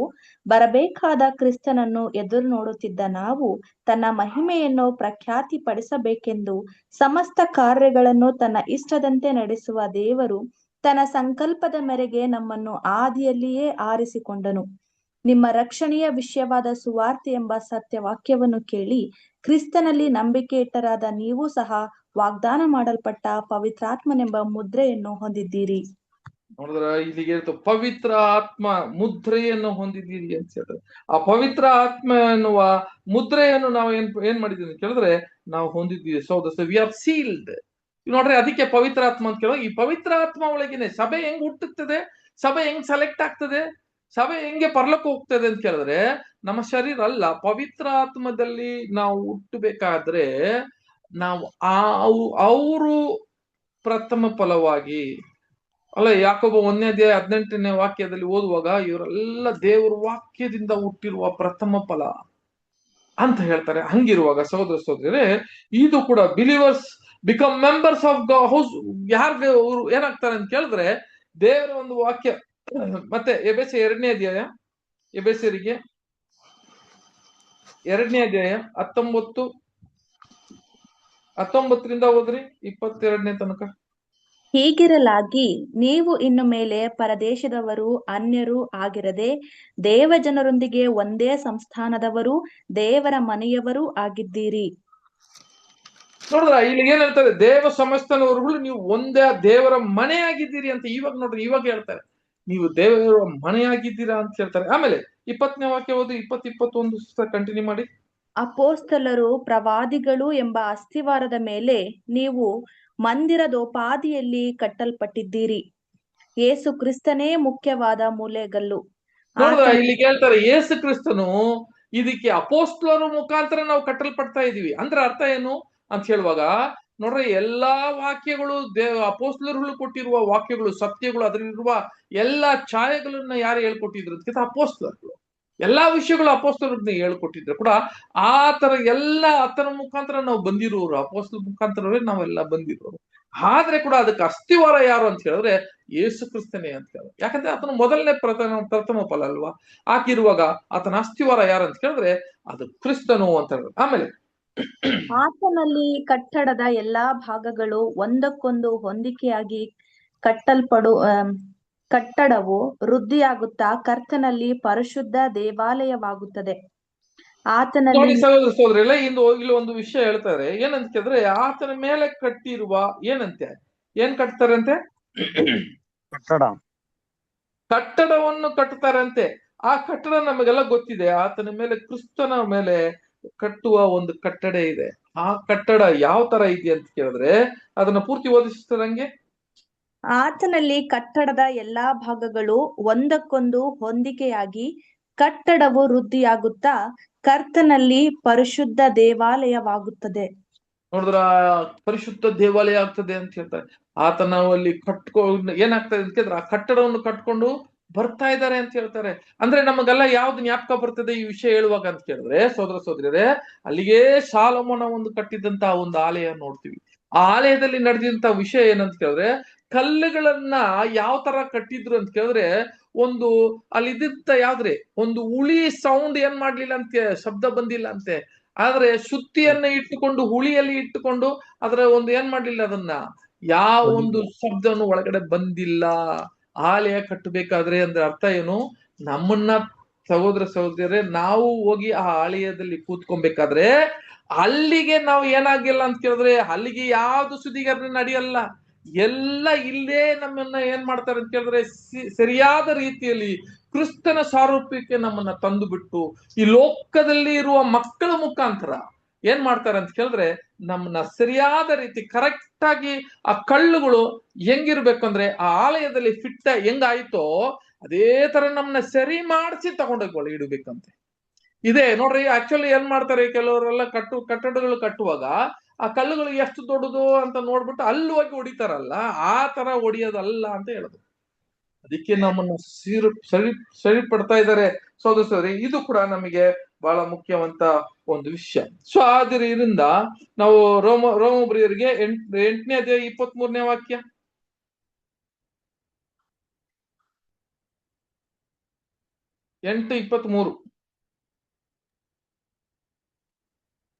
ಇದು ಮಾತ್ರವಲ್ಲದೆ ಪ್ರಥಮ ಫಲವಾಗಿರುವ ಪವಿತ್ರಾತ್ಮ ವರವನ್ನು ಹೊಂದಿದ ನಾವಾದರೂ ದೇವಪುತ್ರರ ಪದವಿಯನ್ನು, ಅಂದರೆ ದೇಹಕ್ಕೆ ಬರಬೇಕಾದ ವಿಮೋಚನೆಯನ್ನು ಎದುರು ನೋಡುತ್ತಾ ನಮ್ಮೊಳಗೆ ನರಳುತ್ತೇವೆ. ಹಂಗಾದ್ರೆ ಈ ಪ್ರಥಮ ಫಲ ದೇವರ ಒಂದು ಆತ್ಮವನ್ನು ಹೊಂದಿರುವ ನಾವು ಪ್ರಥಮ ಫಲವಾಗಿರ್ತೀವಿ. ಅದಕ್ಕಾಗಿ ಕಾಯ್ತಾ ಇದ್ದೀರಿ ಅಂತ ಹೇಳ್ತೇವೆ. ಯಾವಾಗಪ್ಪ ನಾವು ಹೋಗೋಣ ಅಂತ ಇವಾಗ ಕೂಡ ನಾವೆಲ್ಲ ಏನಾಗ್ತಾ ಇದ್ದೀರಿ, ರೆಡಿ ಆಗಿದ್ದೀರಿ. ಒಬ್ಬೊಬ್ರು ಏನ್ ಮಾಡ್ತೀವಿ ಅದ್ರೊಳಗೆ ನಮ್ಮ ಸಿದ್ಧ ಮಾಡ್ತಕೊಂಡೇ ಇದೀವಿ. ನಾವು ಆ ವಾಕ್ಯದಿಂದ ನಾವು ರೆಡಿ ಆಗ್ತಾನೆ ಇದ್ದೀರಿ. ಯಾವಾಗಪ್ಪ ನಮಗೆ ಆ ವಿಮೋಚನವನ್ನು ಸಿಗ್ತದೋ ಅಂತ ಕಾಯ್ತಾ ಇದ್ದಾರೆ ಅಂತೆ. ಯಾರಂತ ಕೇಳಿದ್ರೆ ಆತನ ಮಕ್ಕಳು ಅಂತ ಹೇಳ್ತಾರೆ. ಆ ಒಂದು ಪರಿಶುದ್ಧಾತ್ಮನ ಹೊಂದಿರೋರು ಆತನ ದೇವರ ಮಕ್ಕಳು ಅಂತ ಇಲ್ಲಿ ಕೂಡ ಇದು ನೋಡ್ರಿ. ಇಲ್ಲಿ ಎಲ್ಲಿಂದ ಸ್ಟಾರ್ಟ್ ಆಯ್ತು ಅಂತ ಕೇಳಿದ್ರೆ ಈಗ ಪಂಚಶಮ ದಿನದಿಂದಾನೇ ಎಲ್ಲ ಸ್ಟಾರ್ಟ್ ಆಯ್ತು. ಆ ಹಬ್ಬ ನಡೀತಾ ಇದೆಯಾ? ಹೌದು ನೋಡ್ರಿ, ಅದ ಹಬ್ಬ ಅವರು ಆಚರಣೆ ಮಾಡ್ಬಿಟ್ರು. ಆದ್ರೆ ಇಲ್ಲಿಗೆ ಏನ್ ನಡೀತಾ ಇದೆ ಅಂತ ಕೇಳಿದ್ರೆ ನಿಜ ಸ್ವರೂಪದಲ್ಲಿ ನೋಡ್ಬೇಕಾದ್ರೆ ನಾವೆಲ್ಲ ಹೊಂದಿದ್ದೀವಿ. ನೋಡಿ, ಇದೇ ನಿಜ ಸ್ವರೂಪ ಅಂತ ಹೇಳ್ತಾರೆ. ವಾಕ್ಯದಿಂದ ಹುಟ್ಟಿದ್ದೀವಿ. ಆ ವಾಕ್ಯದಲ್ಲಿ ದಿನ ದಿನ ಏನ್ ಮಾಡ್ತಾ ಇದ್ದೀವಿ ಅಂತ ಕೇಳಿದ್ರೆ ಕ್ರಿಸ್ತನ ಒಂದು ನಾವು ಆ ಹೆಜ್ಜೆಜಡಲ್ಲಿ ನಡೀತಾ ಇದ್ದೀರಿ. ಆ ಹಿಂಸೆ ಕಷ್ಟದಲ್ಲಿ ನಾವು ಕೂಡ ಪಾಲ್ಗಾರರಾಗಿದ್ದೀರಿ. ನಮ್ಮ ಒಂದು ಗುಣಲಕ್ಷಣಗಳನ್ನು ಸೀರ್ಪಡ್ತಾ ಇದ್ದೀರಿ. ಆ ಆಲಯ ತಕ್ಕದಾಗಿ ಆ ಕಳ್ಳುಗಳು ಸರಿಯಾದ ರೀತಿಯಲ್ಲಿ ಸರಿಪಡಿಸ್ಬೇಕು ಇಲ್ಲಿಗೆ. ಅದಕ್ಕೆ ನಾವು ಬಿಟ್ಟು ಕೊಡ್ಬೇಕು ಅಂತ ಹೇಳ್ತಾರೆ. ನಾವು ಕೆಲವು ಏನ್ ಮಾಡಲ್ಲ ಅಂತ ಕೇಳಿದ್ರೆ ಕೆಲವು ಹಿಂಸೆಗಳು, ಕಷ್ಟಗಳು, ಶೋಧನೆಗಳು ಬರುವಾಗ ಅದನ್ನ ಸಹಿಸ್ಕೊಳ್ಬೇಕು ಅಂತ ಕೆಲವು ವಿಷಯಗಳು ಹೇಳ್ತಾರೆ. ಅದನ್ನ ಸಹಿಸ್ಕೊಂಡು ನಮ್ಮನ್ನ ಸಿದ್ಧ ಮಾಡೋದಿಕ್ಕೆ ಅದೆಲ್ಲ ಬರೋದು, ಅದನ್ನ ರೆಡಿ ಮಾಡಿಸಿ ಅದನ್ನ ಒಳಗೆ ಹಂಗೆ ಕುಂಡಿಸ್ತಾರೆ. ಅದ್ರೊಳಗೆ ಅದಕ್ಕೆ ಸೋದರ ಸೋದರರೇ, ಆ ಕಳ್ಳುಗಳ ತರ ಯಾವ ತರ ಮಾಡಿದ್ರು ಇವೆಲ್ಲ ನೋಡ್ರಿ, ಆ ಆಲಯದಲ್ಲಿ ಕ್ರಿಸ್ತನ ದೇವರ ಮನೆಗೆ ಸರಿಯಾದ ರೀತಿಯಲ್ಲಿ ಕೂತ್ಕೊಳ್ಳುವ ಒಂದು ಕ್ಯಾರೆಕ್ಟರ್ ಯಾರಪ್ಪ ಗುಣಲಕ್ಷಣಗಳು ಅವ್ರನ್ನ ಹುಡುಕ್ತಾ ಇದ್ದಾರೆ ಅಂತ ನಮಗ್ ಗೊತ್ತು ಆ ಪಂಚಶಮ ದಿನದಲ್ಲಿ ಅಂತ ನೋಡ್ರಿ. ಸರಿ, ನೆಕ್ಸ್ಟ್ ಎಲ್ಲಿಗಪ್ಪ ಬಂದಿವಿ ಅಂತ ಕೇಳಿದ್ರೆ ನಮ್ಗೆಲ್ಲ ಗೊತ್ತಿದ್ದಂಗೆ ಯಾವ್ದಪ್ಪ ಅಂತ ಕೇಳಿದ್ರೆ ಸೋದರ ಸೋದರರೇ, ದ ಟ್ರಂಪಟ್, ಫೀಸ್ಟ್ ಆಫ್ ಟ್ರಂಪಟ್ ಅಂತ ಹೇಳ್ತಾರೆ. ಫೀಸ್ಟ್ ಆಫ್ ಟ್ರಂಪಟ್ ಅಂತ ಕೇಳಿದ್ರೆ ತುತ್ತೂರಿಯ ಒಂದು ಹಬ್ಬ. ಹೋದ್ವಾರ ನಾವು ಇದನ್ನ ಓದಿದ್ವಿ. ತುತ್ತೂರಿಯ ಒಂದು ಹಬ್ಬ ಅಂತ ಹೇಳುವಾಗ ಇದು ಯಾವಾಗ ನಡೀತದೆ, ಯಾವ ಕಾಲದಲ್ಲಿ ನಡೀತದೆ ಅಂತ ಕೇಳಿದ್ರೆ first day of the 7th month ಅಂತ ಹೇಳುವಾಗ ಮೊದಲನೇ 7ನೇ ತಿಂಗಳು, 7ನೇ ತಿಂಗಳಲ್ಲಿ ಮೊದಲನೇ ದಿನ. ಸೋದರ ಸೋದರಿ, 7ನೇ ತಿಂಗಳಲ್ಲಿ ಮೊದಲನೇ ದಿನದಲ್ಲಿ ಏನಾಗ್ತದೆ ಅಂತ ಕೇಳಿದ್ರೆ ಈ ಹಬ್ಬವನ್ನ ಆಚರಣೆ ಮಾಡಬೇಕು. The memorial of blowing of trumpet, ಯಾರೋ ಒಂದು ಇದಾಗ್ತಾರೆ ಅಂತ ಹೇಳುವಾಗ ಇದು ಬಹಳ ಮುಖ್ಯ. ಇದು ನಮ್ಗೆಲ್ಲ ಗೊತ್ತಿದ್ದಂಗೆ ಇದು ಏನಕ್ಕೆಲ್ಲಪ್ಪ ಉಪಯೋಗ ಮಾಡ್ತಿದ್ರು ಅಂತ ಕೇಳಿದ್ರೆ ಇದು ಏನ್ ಹೇಳ್ತಾರೆ ಅಂತ ಕೇಳಿದ್ರೆ ಒಂದು ತುತ್ತೂರಿಯ ಊದುವ ಒಂದು ಹಬ್ಬ.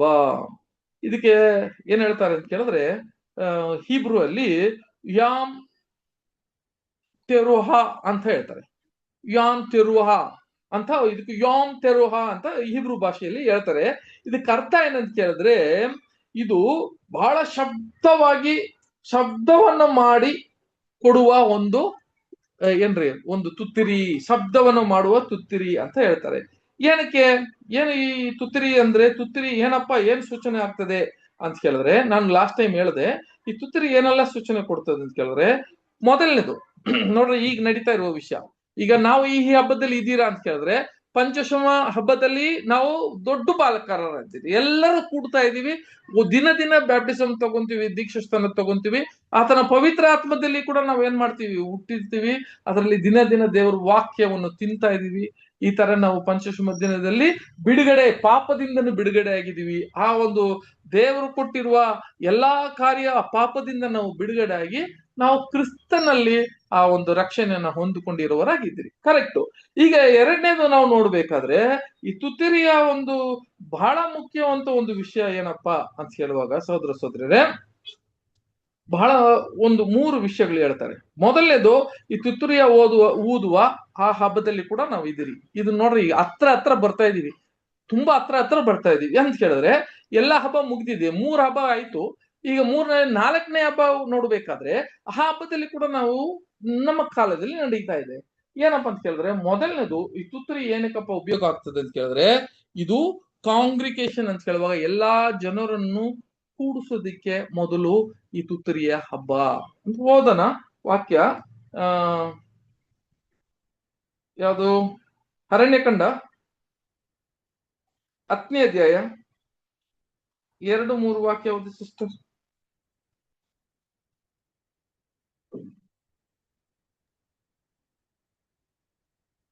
ನೀನು ಬೆಳ್ಳಿಯ ತಗಡಿನಿಂದ 2 ತುತ್ತೂರಿಗಳನ್ನು ಮಾಡಿಸಬೇಕು. ಜನ ಸಮೂಹದವರನ್ನು ಕೂಡ ಕರೆಸುವುದಕ್ಕೂ ದಂಡುಗಳನ್ನು ಹೊರಡಿಸುವುದಕ್ಕೂ ಅವುಗಳನ್ನು ಉಪಯೋಗಿಸಬೇಕು. ನೀನು 2 ಊದಿಸುವಾಗ ಜನ ಸಮೂಹದವರೆಲ್ಲರೂ ನಿನ್ನ ಹತ್ತಿರ ದೇವ ದರ್ಶನದ ಗುಡಾರದ ಬಾಗಿಲಿಗೆ ಕೂಡಿ ಬರಬೇಕು. ನೋಡಿದ್ರ? ಸೊ ಹಾಗಿರುವಾಗ ಈಗ ಮೊದಲನೇದು ಏನ್ ಹೇಳ್ತದೆ ಅಂತ ಕೇಳಿದ್ರೆ ಇದನ್ನ ತುತ್ತೂರಿಯನ್ನ ಊದುವಾಗ ಎಲ್ಲರೂ ಅಲ್ಲಿ ಕೂಡಿ ಮಹಾಸಮೂಹ ಎಲ್ಲರೂ ಕೂಡಿ ಬರ್ಬೇಕು. ಎಲ್ಲಿಗೆ? ಆ ದೇವ ದರ್ಶನ ಗುಡಾರ ಹತ್ರ ಬರ್ಬೇಕು ಅಂತ ಹೇಳ್ತದೆ. ಹೌದು, ಕರೆಕ್ಟ್. ನೋಡ್ರಿ, ಇವಾಗ ತುತ್ತೂರಿಯ ಹಬ್ಬ ಇದುವೆ ಹಂಗಂತ ಹೇಳುವಾಗ ಆ ತುತ್ತೂರಿಯನ್ನ ಊದುವಾಗ ಎಲ್ಲರೂ ಬಂದು ಕೂಡ್ಬೇಕು. ಎಲ್ಲಿಗೆ? ಆ ದೇವ ದರ್ಶನ ಗುಡಾರ. ಅದೇ ತರ ನಡೆದಿರೋದು. ಈಗ ನಮಗೇನ್ ಕೊಟ್ಟಿದ್ದು ಅಂತ ಕೇಳಿದ್ರೆ ತುತ್ತೂರಿ ಅಂತ ಹೇಳುವಾಗ ದೇವರ ವಾಕ್ಯವನ್ನು ಯಾವಾಗ ನಮಗೆ ಆ ಎಚ್ಚರಿಕೆಯಾಗಿ ವಾಕ್ಯವನ್ನು ನಮಗೆ ತಿಳಿದಿತ್ತೋ ನೋಡ್ರಿ, ಆ ಕರೆ ನಮಗೆ ಆ ತುತ್ತೂರಿಯನ್ನು ಊದಕ್ಕೆ ಆ ಸತ್ಯವನ್ನು ಊದಿದ್ಮೇಲೆ ನಾವು ಎಲ್ಲಿಗೆ ಬಂದಿದೀವಿ ಅಂತ ಕೇಳಿದ್ರೆ ಆತ್ಮೀಯ ರೀತಿಯಲ್ಲಿ ಇರುವ ಆ ದೇವದರ್ಶನ ಗೂಡಾರವನ್ನು ನಾವು ಓದ್ತಾ ಇದ್ದೀವಿ. ಅಲ್ಲಿಗೆ ಬಂದಿದ್ದೀರಿ. ಈಗ ಅಂಗಳದಲ್ಲಿ ಇದೀವೋ ಅಥವಾ ನಾವು ಪರಿಶುದ್ಧ ಸ್ಥಳದಲ್ಲಿ ಪವಿತ್ರ ಸ್ಥಳದಲ್ಲಿ ಇದೆಯೋ ಮಹಾಪವಿತ್ರ ಸ್ಥಳದಲ್ಲಿ ಇದೀವೋ ಅಂತ ಕೇಳಿದ್ರೆ ನಾವು ಇವಾಗ ಅಲ್ಲಿಗೆ ಬಂದ್ಬಿಟ್ಟಿದ್ದೀರಿ. ಹಂಗಾದ್ರೆ ಈ ತುತ್ತೂರಿಯ ಹಬ್ಬದಲ್ಲಿ ನಾವು ಇವು ಪಾಲುಕಾರರಾಗಿದ್ದೀರಿ, ಇದರಲ್ಲಿ ಇದೀವಿ. ಇವಾಗ ಈ ಹಬ್ಬದ ಒಂದು ಆಚರಣೆ ನಾವು ನಿಜ ಸ್ವರೂಪದಲ್ಲಿ ಇದೀವಿ. ಹಾಗಿರುವಾಗ ಇದು ಬರೀ ಸಮೂಹವನ್ನು ಕೂಡಿಸೋದು ಮಾತ್ರ ಅಲ್ಲ, ಇದು ಬಹಳ ಒಂದು ದೊಡ್ಡ ಎಚ್ಚರಿಕೆ ಕೂಡ ಅಂತ ಇಲ್ಲಿ ಹೇಳೋದು ನೋಡ್ತೀವಿ. ಓದೋಣ ಅದನ್ನು ಕೂಡ.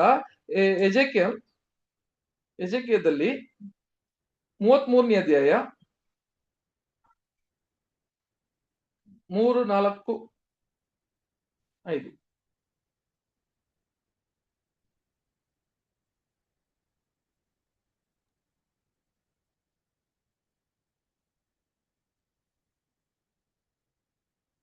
ಎಜೆಕೀಲ 33 33ನೇ ಅಧ್ಯಾಯ 3ನೇ ವಾಕ್ಯದಿಂದ 5ನೇ ವಾಕ್ಯ ತನಕ ಓದಿ ಸಿಸ್ಟರ್.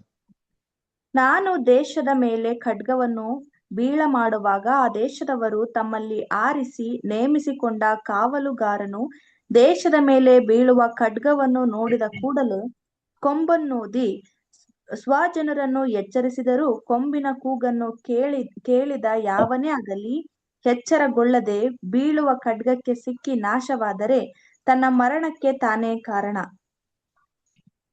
ನೋಡಿದ್ರ? ಹಂಗಾದ್ರೆ ಈ ತುತ್ತರಿ ಊದುವಾಗ ಇನ್ನೊಂದು ಬಹಳ ಮುಖ್ಯವೇನಂತ ಕೇಳಿದ್ರೆ, ಒಂದ್ ಕಡೆ ಕೂಡ್ಬೇಕು, ಇನ್ನೊಂದು ತುತ್ತರಿಯ ಶಬ್ದ ಕೇಳಿದ ಮೇಲೆ ಇದು ಎಚ್ಚರಿಕೆ. ಆ ಎಚ್ಚರಿಕೆ ಮಾತನ್ನು ಕೇಳದೆ ಬೀಳೋವನು ಅಂತ ಹೇಳ್ತಾರೆ. ಹಂಗಂತ ಕೇಳಿದ್ರೆ ಅವ್ನ್ ಸಾಯವನು ಅಂತ ಹೇಳ್ತಾರೆ. ಹಂಗಂದ್ರೆ ಸೋದರಿ ನೋಡ್ಬೇಕು, ಇಲ್ಲಿ ಏನಂತ ಕೇಳಿದ್ರೆ ಎರಡನೇ ತುತ್ತರಿಯ ಅರ್ಥ ಏನಂತ ಕೇಳಿದ್ರೆ, ಒಂದು ತುತ್ತರಿ ಊದುವಾಗ ಎಲ್ಲಾ ಸಮೂಹ ಸೇರಬೇಕು. ಎರಡನೇದು ಅದು ಎಚ್ಚರಿಕೆಯಾಗಿ ಅದು ತೋರಿಸ್ತವೆ. ಮೂರನೇದು ಏನಪ್ಪಾ ಅಂತ ಹೇಳುವಾಗ, ಈ ತುತ್ತೂರಿಯ ಇರುವ ಮೂರನೇ ಒಂದು ವಿಷಯ ನೋಡೋಣ ಏನಂತ ಹೇಳುವಾಗ, ಅದರಲ್ಲಿ ಯಾಚಕಾಂಡದಲ್ಲಿ 19ನೇ ಅಧ್ಯಾಯ 16ನೇ ವಾಕ್ಯ. ಯಾಚಕಾಂಡ ಅಲ್ಲ, ವಿಮೋಚನ ಕಾಂಡದಲ್ಲಿ 19ನೇ ಅಧ್ಯಾಯ 16ನೇ ವಾಕ್ಯ.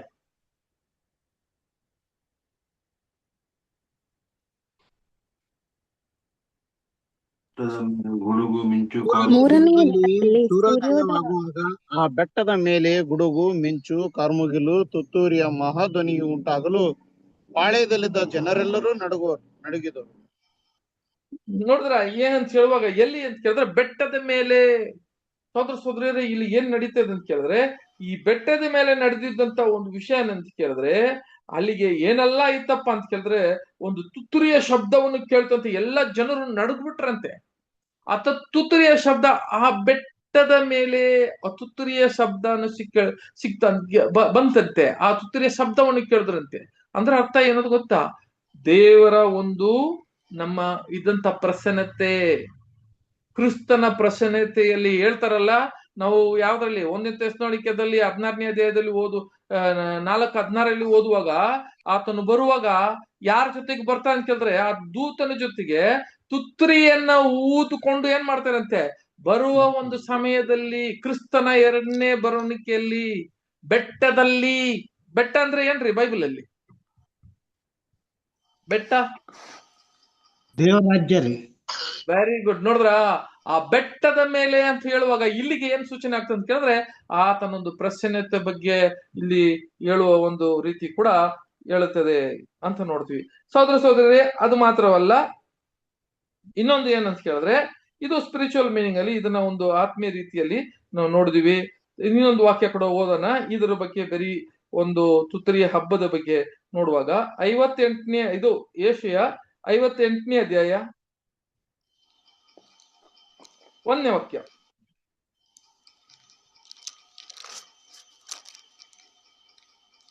ಗಂಟಲೆತ್ತಿ ಕೂಗು, ಸಂಕೋಚ ಪಡಬೇಡ, ಕೊಂಬಿನಂತೆ ದನಿಗೈದು ನಿನ್ನ ಜನರಿಗೆ ಅವರ ದ್ರೋಹವನ್ನು ತಿಳಿಸು. ನೋಡಿದ್ರ, ಈಗ ಏನಂತ ಕೇಳಿದ್ರೆ, ಇದನ್ನ ಏನಪ್ಪಾ ಅಂತ ಕೇಳಿದ್ರೆ, ಇದನ್ನ ಗಟ್ಟಿಯಾಗಿ ನೀವ್ ಏನ್ ಮಾಡೋದು ಅಂತ ಕೇಳಿದ್ರೆ, ಘನವಾಗಿ ಅದನ್ನ ಊದ್ಬೇಕು. ಜನರಿಗೆ ಏನಪ್ಪಾ ಇಲ್ಲಿಗೆ ಕೊಡುವ ಒಂದು ವಿಷಯ ಅಂತ ಕೇಳಿದ್ರೆ, ಅದನ್ನ ಎಲ್ಲ ಮನ ತಿರುಗಬೇಕು. ಅದಕ್ಕೆ ಇದು ಆ ಟ್ರಂಪಟ್ಟು. ಈ ನೋಡ್ರಿ, ಮೊದಲನೇದು ಈ ತುತ್ತರಿ ಏನಕ್ಕೆಲ್ಲ ಉಪಯೋಗವಾಗಿತ್ತು ಅಂತ ಕೇಳಿದ್ರೆ, ಮೊದಲು ಎಲ್ಲಾ ಜನವನ್ನು ಕೂಡೋದಿಕ್ಕೆ ಅಲ್ಲಿಗೆ ತುತ್ತರಿಯನ್ನ ಆ ಹಬ್ಬವನ್ನ ಮಾಡಿದ್ರು. ಮುಖ್ಯವಾಗಿ ಏನಂತ ಕೇಳಿದ್ರೆ, ನಾವು ಇವಾಗ ನಿಜ ಸ್ವರೂಪದಲ್ಲಿ ಈ ನಿಜವಾದ ಕ್ರಿಸ್ತನಲ್ಲಿ ಯಾರೆಲ್ಲ ಈ ಲೋಕದಲ್ಲಿ ಇದ್ದಾರೋ ಅವ್ರನ್ನ ಕರೆಯಕ್ಕೆ ಆ ತುತ್ತರಿ ಬಹಳ ಮುಖ್ಯವಾಗಿತ್ತು. ಅಂತ ಕೇಳುವಾಗ ಸತ್ಯ ಬಹಳ ಮುಖ್ಯವಾಗಿತ್ತು. ಎರಡನೇದು ಏನಪ್ಪ ಅಂತ ಕೇಳಿದ್ರೆ, ಅದು ಏನ್ ಕೊಡ್ತದೆ ಅಂತ ಕೇಳಿದ್ರೆ, ಅದು ಎಲ್ಲರಿಗೂ ಒಂದು ವಾರ್ನಿಂಗ್, ಒಂದು ಎಚ್ಚರಿಕೆ. ಏನೇ ಎಚ್ಚರಿಕೆ ಅಂತ ಕೇಳಿದ್ರೆ, ಎಲ್ಲರಿಗೂ ಒಂದು ಎಚ್ಚರಿಕೆಯಾಗಿ ಬರುವ ಕಾಲ ಯಾವ ತರ ಇರುತ್ತೆ ಅಂತ ಕೇಳಿದ್ರೆ, ಮತ್ತೆ ನಾವು ಲೋಕದಲ್ಲಿ ಬೀಳಬಾರ್ದು ಅಂತ ಆ ಒಂದು ಎಚ್ಚರಿಕೆಯಾಗಿರುವ ಒಂದು ತುತ್ತೂರಿ. ಮೂರನೇದು ಯಾವ್ದಪ್ಪ ಅಂತ ಕೇಳಿದ್ರೆ, ಆತನ ಒಂದು ಪ್ರಸನ್ನತೆಯಲ್ಲಿ ಇದ್ದಾರೆ ಅಂತ ಹೇಳುವ ಒಂದು ತುತ್ತೂರಿ. ಅದಕ್ಕೆ ಅದು ಸಂಬಂಧಪಟ್ಟ ಒಂದು ತುತ್ತೂರಿ. ಆ ಒಂದು ಕಾಲದಲ್ಲಿ ಕೂಡ ನಾವು ಏನಾಗ್ತಿದೀವಿ ಅಂತ ಕೇಳಿದ್ರೆ ಇದೀವಿ. ಇನ್ನೊಂದು ಏನಂತ ಕೇಳಿದ್ರೆ, ನಾವು ಆತನ ಕಡೆ ಮನೆ ತಿರುಗಬೇಕು, ಮನ ತಿರುಗಿ ನಾವೇನ್ರಿ ಪಾಪನ ಬಿಡಬೇಕು ಅಂತ ಒಂದು ಎಚ್ಚರಿಕೆ ಕೂಡ ಇದನ್ನ ಕೊಟ್ಟಿದ್ಯಾ ಅಂತ ಕೂಡ ನಾವು ನೋಡ್ತೀವಿ ಅಲ್ವಾ. ಅದ್ರಲ್ಲಿ ನೋಡ್ಬೇಕಾದ್ರೆ ಸೋದರ 1ನೇ ಥೆಸಲೋನಿಕದಲ್ಲಿ 4ನೇ ಅಧ್ಯಾಯ ಮತ್ತೆ 16ನೇ ವಾಕ್ಯ ಓದ್ರಿ.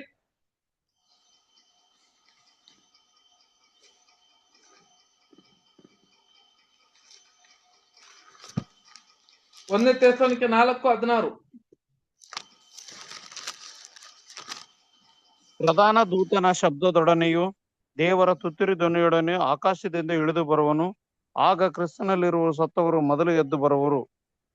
ನೋಡಿದ್ರ, ಇವೆಲ್ಲ ನೋಡ್ಬೇಕಾದ್ರೆ ತುತ್ತೂರಿಯ ಹಬ್ಬದಲ್ಲಿ ನಾವು ಬಾಳ್ತಾ ಇದ್ದೀವಿ. ಈಗ ಎಷ್ಟೊಂದು ನಿಜವಾಗಿ ಈ ವಿಷಯ ಹೇಳಬೇಕಾದ್ರೆ ಸೋದರಿ, we are in the time of trumpet feast.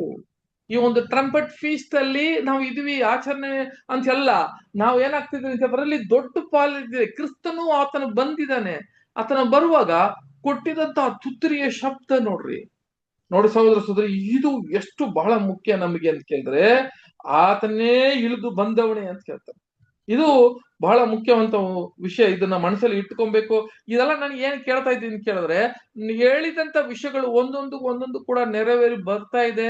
ನಾವು ಹತ್ರ ನಮ್ಮ ಸಮಯ ಕೂಡ ಬಂತು, ಕಾಲ ಕೂಡ ನೆರವೇರ್ತಾ ಇದೆ. ಇಲ್ಲಿ ಬಂದಿದೀವಿ, ಎಲ್ಲ ಮುಗ್ದಿದೆ. ಇನ್ನ ನೋಡ್ರಿ, ಇವೆಲ್ಲ ವಾಕ್ಯ ತುಂಬಾ ದಿನ ಇರಲ್ಲ ಈ ವಿಷಯಗಳೆಲ್ಲ. ಈ ಒಂದು ತುತ್ತೂರಿ ಊದುವ ಕಾಲ ಅಲ್ಲಿಗೆ ಎಂಡ್ ಆಗ್ತದೆ. ಒಂದೊಂದು ಹಬ್ಬ ಅಲ್ಲಿ ಎಂಡ್ ಆಗ್ಬಿಡ್ತದೆ. ಈಗ ಅದೇ ತರ ಇಲ್ಲಿಗೆ ಸಹೋದರ ನೋಡ್ಬೇಕಾದ್ರೆ ಲಾಸ್ಟ್ ಟ್ರಂಪಟ್ ಅಂತ ಹೇಳುವಾಗ ಕೊನೆ ಈ ತುತ್ತೂರಿ ಯಾವಾಗ ಊದ್ತಾರೆ ಅಂತ ಕೇಳಿದ್ರೆ, ಓದನ 15ನೇ ಅಧ್ಯಾಯ 1ನೇ ಕೊರಿಂಥ್ಯ 15:52ನೇ ವಾಕ್ಯ.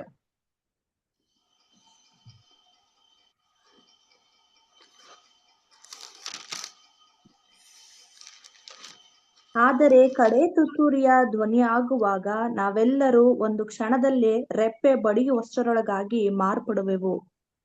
ನೋಡಿದ್ರ, ಕೊನೆ ತುತ್ತೂರಿ ಅದೇ ಅಂತ ಹೇಳ್ಬಿಟ್ರು. ಕೊನೆ ತುತ್ತೂರಿ ಅಂತ ಹೇಳಿದ್ರು, ಇದೇ ಕೊನೆ ತುತ್ತೂರಿ, ಮುಗಿತ್ತು ಅಷ್ಟೇ.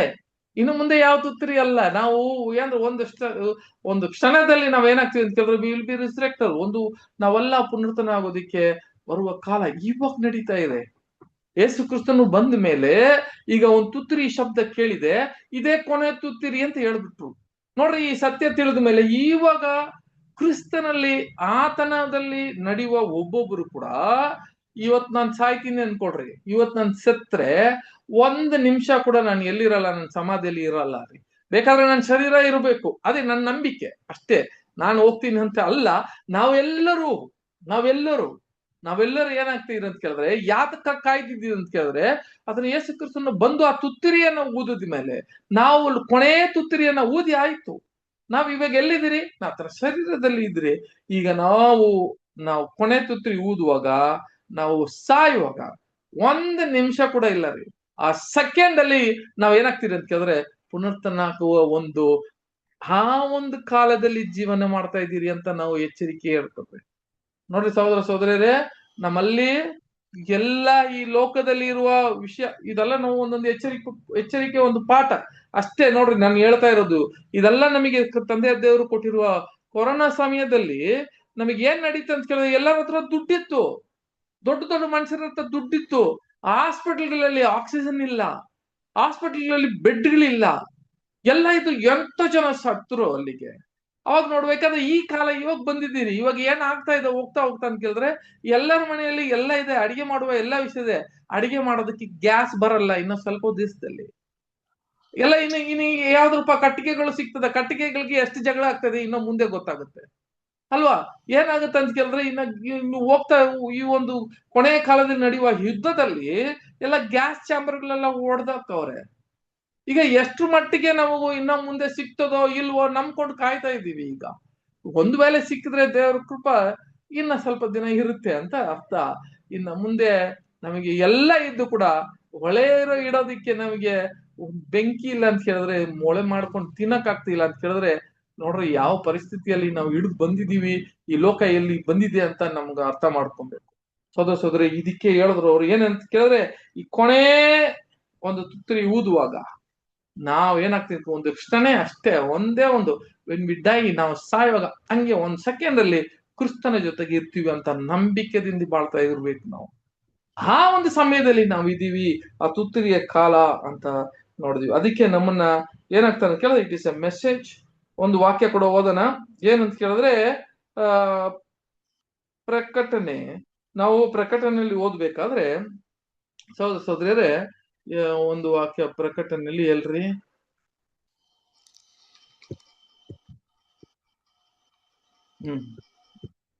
ಪ್ರಕಟಣೆಯಲ್ಲಿ ಕೂಡ ಓದುವಾಗ ಸಹೋದರಿ ಎಲ್ಲಿದೆ ಅಂತ ಕೇಳಿದ್ರೆ, ಅದು 8ನೇ ಅಧ್ಯಾಯದಿಂದ ಕೆಲವು ವಿಷಯಗಳು, ಬಹಳ ಮುಖ್ಯವಂತ ವಿಷಯಗಳು ಏನ್ ಹೇಳ್ತಾರೆ ಕೇಳಿದ್ರೆ, ನಾವು ಹೇಳಿದ 7ನೇ ದೂತನನ್ನು ಏನ್ ಮಾಡ್ತಾರೆ, ಆ ತುತ್ತೂರಿಯನ್ನು ಊದುವಾಗ ಏನ್ ನಡೀತದೆ ಅಂತ ಕೇಳಿದ್ರೆ, ಈ ಲೋಕವೆಲ್ಲ ಆತನ ಕ್ರಿಸ್ತನಾಗಿತ್ತು, ಕ್ರಿಸ್ತನ ಕರ್ತನದಾಗಿ ಕ್ರಿಸ್ತನಿಗೆ ಇವೆಲ್ಲ ಸಮರ್ಪಣೆ ಆಗ್ಬೇಕು. ನಮ್ಗೆಲ್ಲ ಈ ವಿಷಯವನ್ನು ಓದಿದ್ರೆ ಇನ್ನ ಗೊತ್ತಾಗುತ್ತೆ. ಈ ಟ್ರಂಪಟು ಏನ್ ಕೇಳಿದ್ರೆ, ಈ ತುತ್ತೂರಿ ಏನಪ್ಪ ಮೆಸೇಜ್ ಅಂತ ಕೇಳಿದ್ರೆ, ಕ್ರಿಸ್ತನ ರಾಜ್ಯವನ್ನು ಸ್ಥಾಪನೆ ಅಂತ ನಮಗೆ ಬಹಳ ಎಚ್ಚರಿಕೆಯಾಗಿ ಕೊಟ್ಟಿರುವ ವಿಷಯಗಳು. ಹಾಗೆ ಇದನ್ನ ನಮಗೆ ಕೂಡ ಏನಂತ ಕೇಳಿದ್ರೆ, ನಾವು ಎದ್ದೊಳ್ಬೇಕು ಇವೆಲ್ಲ ಕೇಳ್ಬಿಟ್ಟು. ಸೊ ನಾವೆಲ್ಲ ಎಲ್ರಿ ನಿದ್ದೆ ಮಾಡ್ತಿರುವವರು ನಾವು ಇವೆಲ್ಲ ಬಿಟ್ಟು ಎದ್ದೊಳ್ಬೇಕಂತೆ. ವಾಕ್ಯ ಓದೋಣ. ಎಬೆಸ್ಯ 5ನೇ ಅಧ್ಯಾಯ 14ನೇ ವಾಕ್ಯ ಓದ್ರಿ. ಎಬೆಸ್ಯರಿಗೆ 5:14 ವಾಕ್ಯ.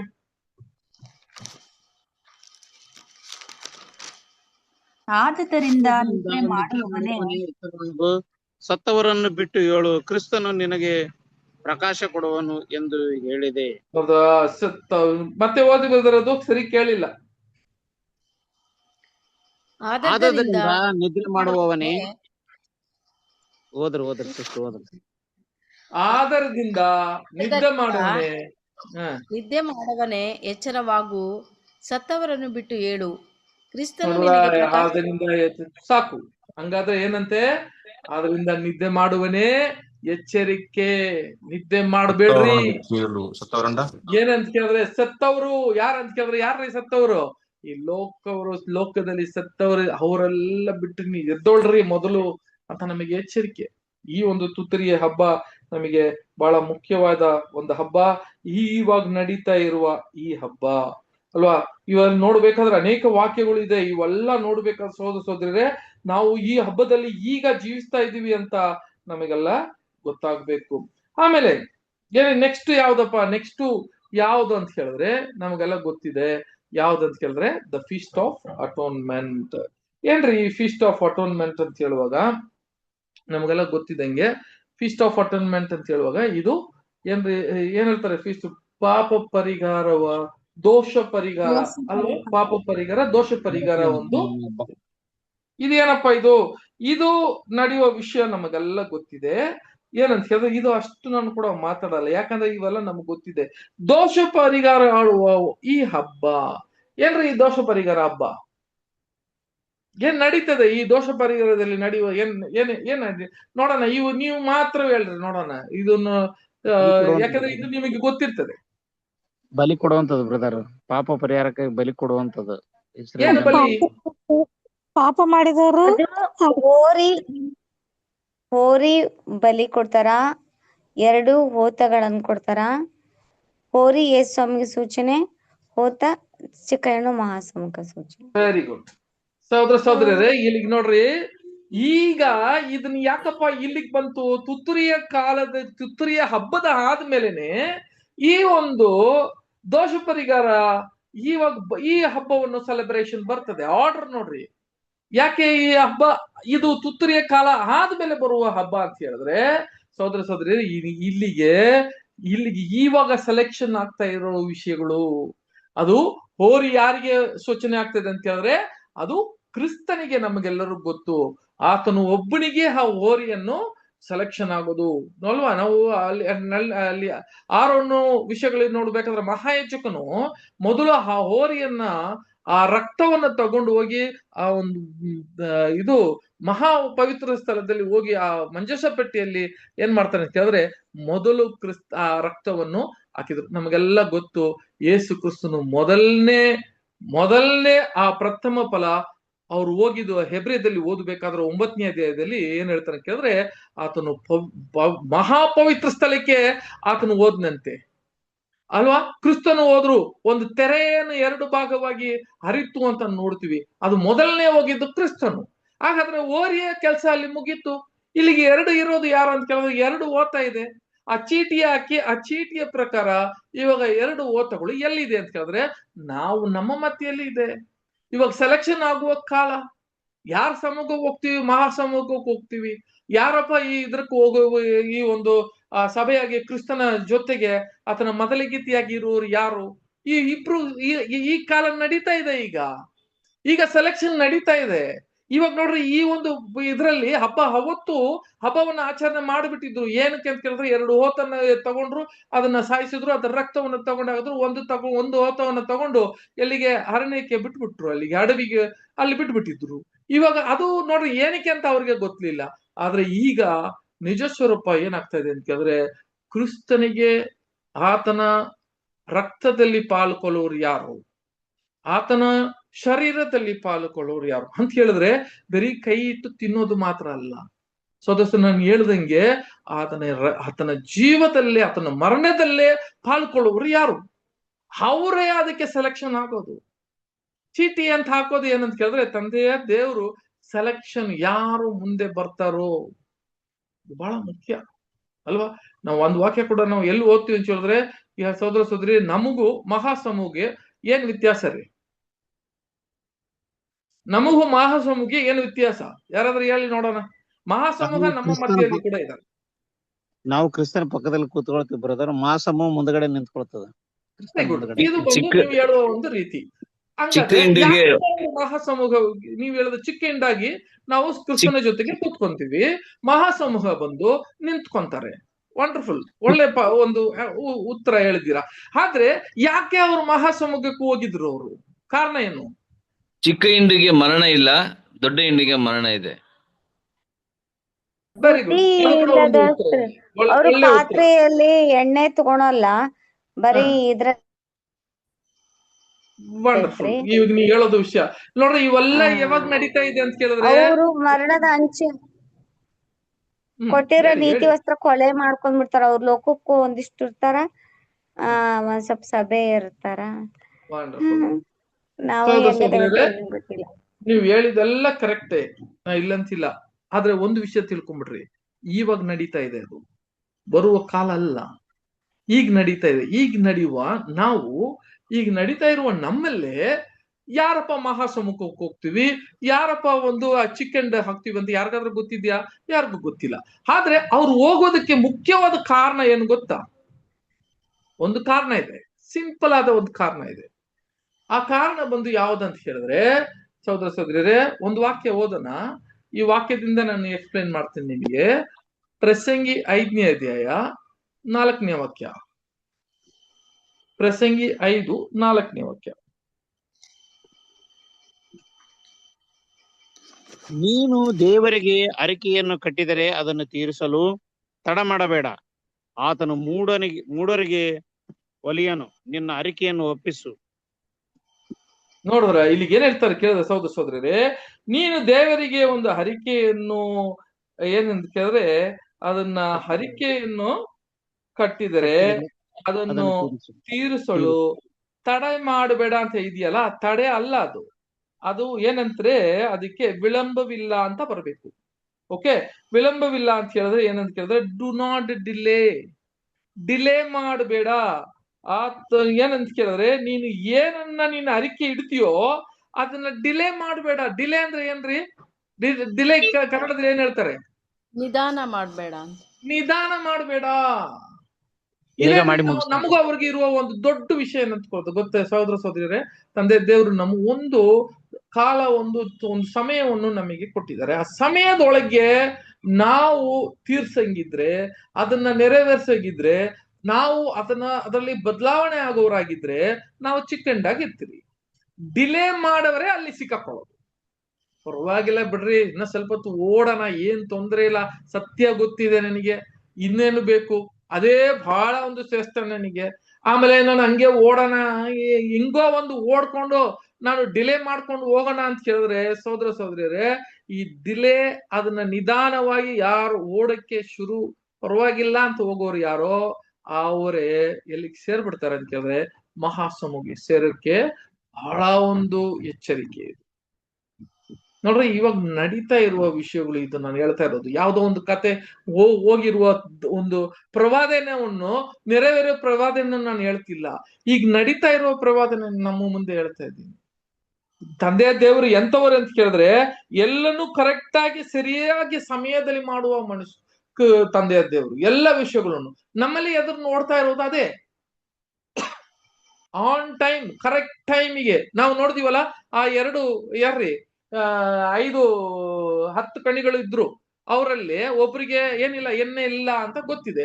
ಆದ್ರೆ ಟೈಮ್ ಮಿಸ್ ಏನಾಯ್ತು ಅಲ್ಲಿಗೆ, ಆತನು ಆ ಮೊದಲಿಂಗ ಬರುವಾಗ ಇವ್ರು ಮಿಸ್ ಮಾಡ್ಬಿಟ್ರು. ಆ ಟೈಮ್ ಡಿಲೇ.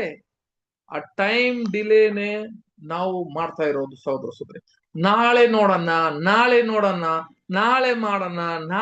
ಮಾಡೋಣ ಅಂತ ಒಂದೊಂದು ದಿವಸ ಕೂಡ ನಾವು ಮಾಡಂಗಿದ್ರೆ ಸಹೋದರ ಸಹೋದರಿಯರೇ, ಅದನ್ನ ಕಳ್ಕೊಂತ ಇದೀವಿ ಅಂತ ನಮ್ಮನ್ನ ನಾವು ತಿಳ್ಕೊಬೇಕ್ರಿ. ಇನ್ನ ನಮಗೆ ಟೈಮ್ ಇಲ್ಲ, ದೇರ್ ಇಸ್ ನೋ ಟೈಮ್. ಯಾರಾದ್ರೂ ಒಬ್ಬರನ್ನ ನೀವು ಏನಾದ್ರೂ ಒಬ್ರು ಮಾಡ್ಬೇಕು ಅಂತ ಹೇಳಿದ್ರೆ ಇವಾಗೆ ಮಾಡ್ಬಿಡ್ರಿ. ಏನಾದ್ರೂ ಒಬ್ಬರನ್ನ ನೋಡ್ಬೇಕಂದ್ರೆ ಇವಾಗ್ಲೇ ನೋಡ್ಬಿಡ್ರಿ. ನಾಳೆ ಅಂತ ಹಾಕ್ಬಿಡ್ರಿ. ಇವತ್ತೇ ರಕ್ಷಣೆ ದಿನ ಅಂತ ವಾಕ್ಯ ಹೇಳ್ತದೆ. ಇವತ್ತೇ ನಿನಗೆ ರಕ್ಷಣೆ ದಿನ, ನಾಳೆ ನೀವು ಇರ್ತೀಯ ಇಲ್ಲೋ ಗೊತ್ತಿಲ್ಲ. ಆದ್ರಿಂದ ನೀವು ಮಾಡ್ಬೇಕಾಗಿರೋದು ಇವತ್ತು ಮಾಡ್ಬೇಕು ಅಂತ ಮನಸ್ಸಿದ್ರೆ ಇವತ್ತು ಮಾಡ್ರಿ. ಒಬ್ಬರನ್ನ ನೋಡ್ಬೇಕಂದ್ರೆ ನೋಡ್ರಿ.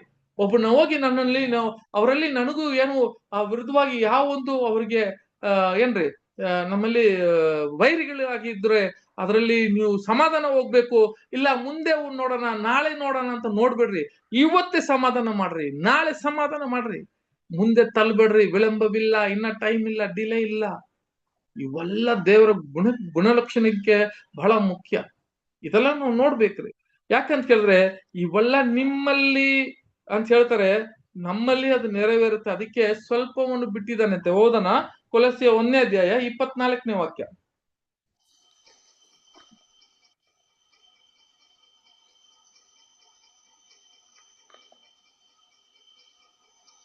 ಪೌಲನೆಂಬ ನಾನು ಈ ಸುವಾರ್ತೆಗೆ ಸೇವಕನಾದೆನು. ನಾನು ಈಗ ನಿಮಗೋಸ್ಕರ ಅನುಭವಿಸುತ್ತಿರುವ ಬಾಧೆಗಳಲ್ಲಿ ಸಂತೋಷಪಟ್ಟು ಕ್ರಿಸ್ತನ ಸಂಕಟಗಳೊಳಗೆ ಇನ್ನೂ ಉಳಿದಿದ್ದನ್ನು ಸಭೆಯೆಂಬ ಆತನ ದೇಹಕ್ಕೋಸ್ಕರ ನನ್ನ ಶರೀರದಲ್ಲಿ ಅನುಭವಿಸುತ್ತಿರುತ್ತೇನೆ. ನೋಡಿದ ಸಹೋದರ ಸಹೋದರಿಯರೇ, ಕ್ರಿಸ್ತನನ್ನು ಅದನ್ನ ಹೋರಿ ಅಂತ ಹೇಳುವಾಗ ಆತನು ಮಾಡಿ ಮುಗಿಸಿದನು. ಅದರಲ್ಲಿ ಇರುವ ಸ್ವಲ್ಪ ಉಳಿದಿರುವ ಹಿಂಸೆ, ಸ್ವಲ್ಪನೇ ಉಳಿದಿರುವ ವಿಷಯಗಳನ್ನು ಅದರಲ್ಲಿ ಬಾಧೆಯನಾಗಿರ್ಬೇಕು ಅಂತ ಅಪೊಸ್ತಲ ಪೌಲ್ ನಮ್ಮನ್ನ ಕೇಳ್ತಾರೆ. ನಮ್ಮನ್ನ ಎಲ್ಲರನ್ನು ಇದೇನು ಹೇಳ್ತಾ ಇರೋದು.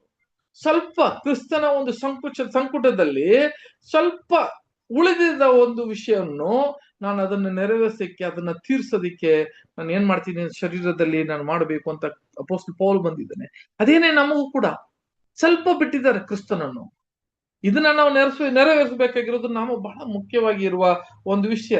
ಆ ತರ ಇರುವಾಗ ಬರುವ ರಾಜ್ಯದಲ್ಲಿ, ನಾನು ಮುಂಚೆನೆ ಹೇಳಿದೆ, ಬರುವ ರಾಜ್ಯದಲ್ಲಿ ಯೇಸು ಕ್ರಿಸ್ತನು ರಕ್ಷಕನು ಅಂತ ನೋಡ್ತೀವಿ. ರಕ್ಷಕನ ಅಲ್ಲ, ರಕ್ಷಕ ಅಂತ ಹೇಳ್ತಾರೆ. ಆದ್ರೆ ರಕ್ಷಕನು ಅಂತ ಎಲ್ಲಾದ್ರೂ ಇದೆಯಾ ವಾಕ್ಯಗಳು? ರಕ್ಷಕರು ಅಂತ ಹೇಳಿದ್ರೆ ನೋಡ್ರಿ, ಯೇಸು ಕ್ರಿಸ್ತನ ರಕ್ಷಕನು. ಇವಾಗ ಆ ಒಂದು ಹೋರಿ ಏನಾಯ್ತು ಅಂತ ಕೇಳಿದ್ರೆ, ಆತನ ರಕ್ತದಿಂದ ಎಲ್ಲನೂ ವಿಮೋಚನವಾಗಿ ಏನ್ ಮಾಡಿದ್ರು ಅಂತ ಕೇಳಿದ್ರೆ, ಅವರು ಏನ್ ಮಾಡಿದ್ರು, ರಕ್ಷಣೆ ಮಾಡಿದ್ರು. ಆತನ ರಕ್ಷಕರು ಆಗಿದ್ರು. ಈಗ ನಾವು ನಮ್ಮ ರಕ್ತವನ್ನು ಕೊಟ್ಟು ಎಲ್ಲರೂ ನಮ್ಮ ರಕ್ತ ಏನಕ್ಕೆ ಸುಖ ಇಲ್ಲ, ಯಾವ್ದು ಪ್ರಯೋಜನ ಇಲ್ಲ ರೀ. ಆದ್ರೆ ಕ್ರಿಸ್ತನ ರಕ್ತವನ್ನು ತಗೊಂಡು ನಾವು ಮಾಡ್ತದ ರ್ಯಾನ್ಸಮ್ ವರ್ಕ್ ಅಂತಾರೆ, ಆತನ ಈಡು ಬಲಿ ಮಾಡುವ ಕೆಲಸಕ್ಕೆ ಆ ಒಂದು ಮೆರಿಟ್ ನಾವು ತಗೊಂಡು ನಾವು ಮಾಡ್ತಿರಲ್ಲ, ಕ್ರಿಸ್ತನ ಒಂದು ಮರಣವನ್ನು ಹೊಂದಿಕೊಂಡು ಹೋಗ್ತೀವಲ್ಲ, ಇದು ನಮಗೆ ಬಹಳ ಇವು ಮಾಡುವುದರಿಂದ ರಕ್ಷಕರುಗಳು ಅಂತ ಎಲ್ಲಾತ್ರ ನಮ್ಮನ್ನ ಹೇಳಿದ್ಯಾ? ನಾವು ಕೂಡ ರಕ್ಷಕರುಗಳಾಗ್ತೀವಿ ಅಂತ ನೋಡ್ರಿ.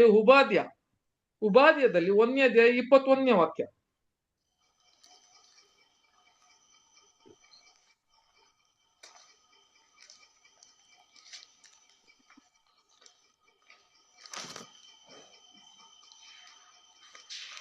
ರಕ್ಷಕರು ಚಿಯೋನ್ ಪರ್ವತದಲ್ಲಿ ಎದ್ದು ಏಸಾವಿನ ಪರ್ವತವನ್ನು ಆಳುವರು, ಆಗ ರಾಜ್ಯವು ಯೆಹೋವನದಾಗಿರುವುದು. ನೋಡಿದ್ರ, ರಕ್ಷಕರುಗಳು ಅಂತ ಹೇಳ್ತವೆ. ಇದು ರಕ್ಷಕರು ಅಂತ ಹೇಳಿಲ್ಲ. ಯೇಸು ಕ್ರಿಸ್ತನಿಗೆ ಒಬ್ರಿಗೆ ಮಾತ್ರ ಹೇಳ್ತಿಲ್ಲ ಇದು. ಯೇಸು ಕ್ರಿಸ್ತನ ರಕ್ಷಕನು. ಆದ್ರೆ ಇಲ್ಲಿಗೆ ಏನ್ ಹೇಳ್ತಾನೆ ಕೇಳಿದ್ರೆ, ಇದಲ್ಲದೆ ಚಿಯೋನಿ ಪರ್ವತದಲ್ಲಿ ನೋಡ್ರಿ ರಕ್ಷಕರು ಅಂತ ಹೇಳ್ತಾರೆ. ಏನಂತ ಕೇಳಿದ್ರೆ, ಏಷ್ಯಾ ಒಂದು ಆ ಬೆಟ್ಟದಿಂದ ಏನ್ ಮಾಡ್ತಾರೆ ಅಂತ ಕೇಳಿದ್ರೆ ಅವ್ರು ಬರುವರಂತೆ. ಇದು ಯಾರಪ್ಪ ಅಂತ ಕೇಳಿದ್ರೆ, ಇದೇ ಚಿಕ್ಕ ಹಿಂಡು.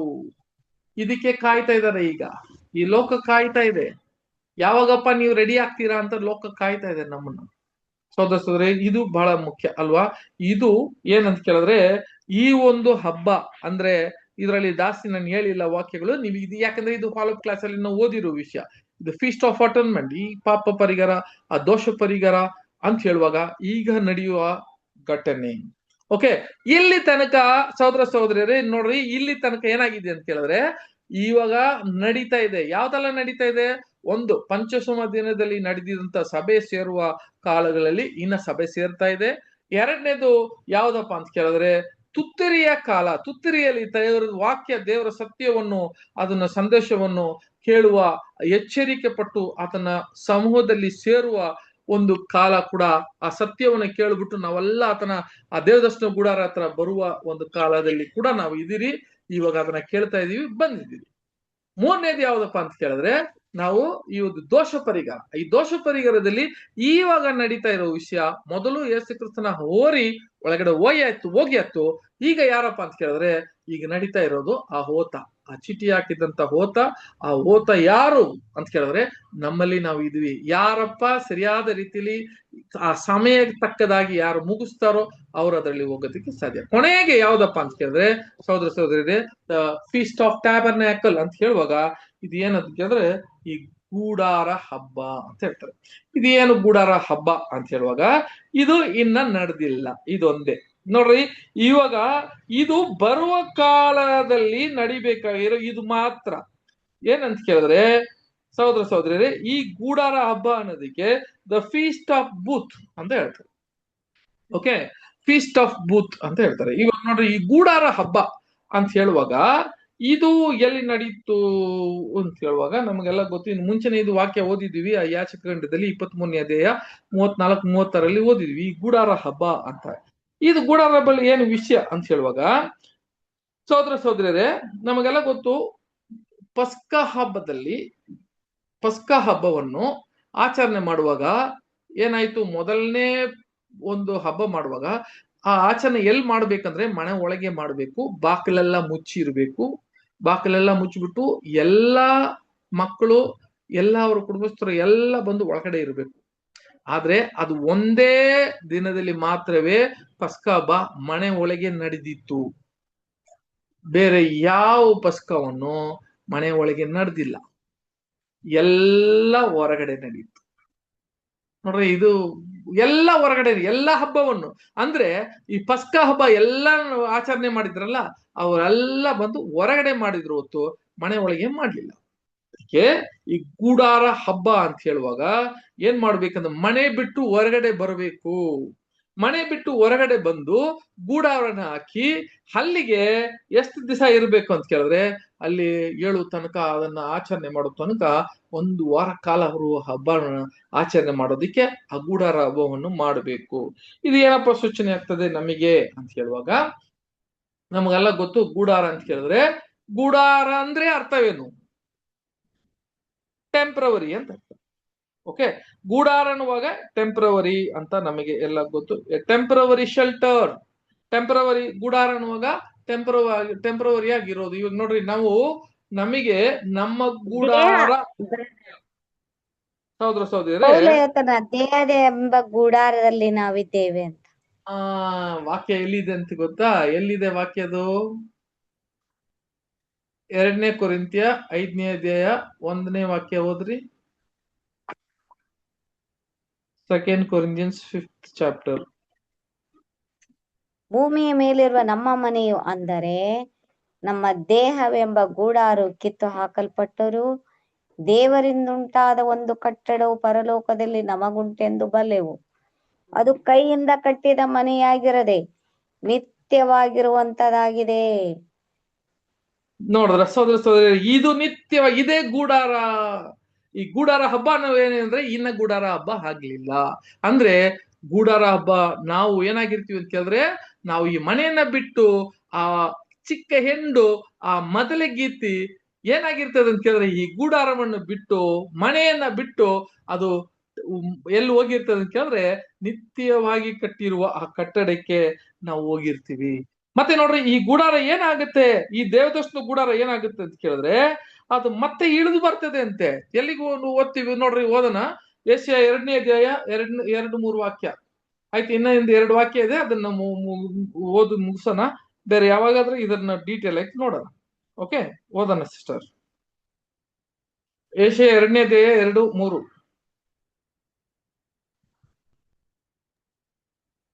ಅಂತ್ಯಕಾಲದಲ್ಲಿ ಯೆಹೋವನ ಮಂದಿರದ ಬೆಟ್ಟವು ಗುಡ್ಡ ಬೆಟ್ಟಗಳಿಗಿಂತ ಉನ್ನತವಾಗಿ ಬೆಳೆದು ನೆಲೆಗೊಳ್ಳುವುದು.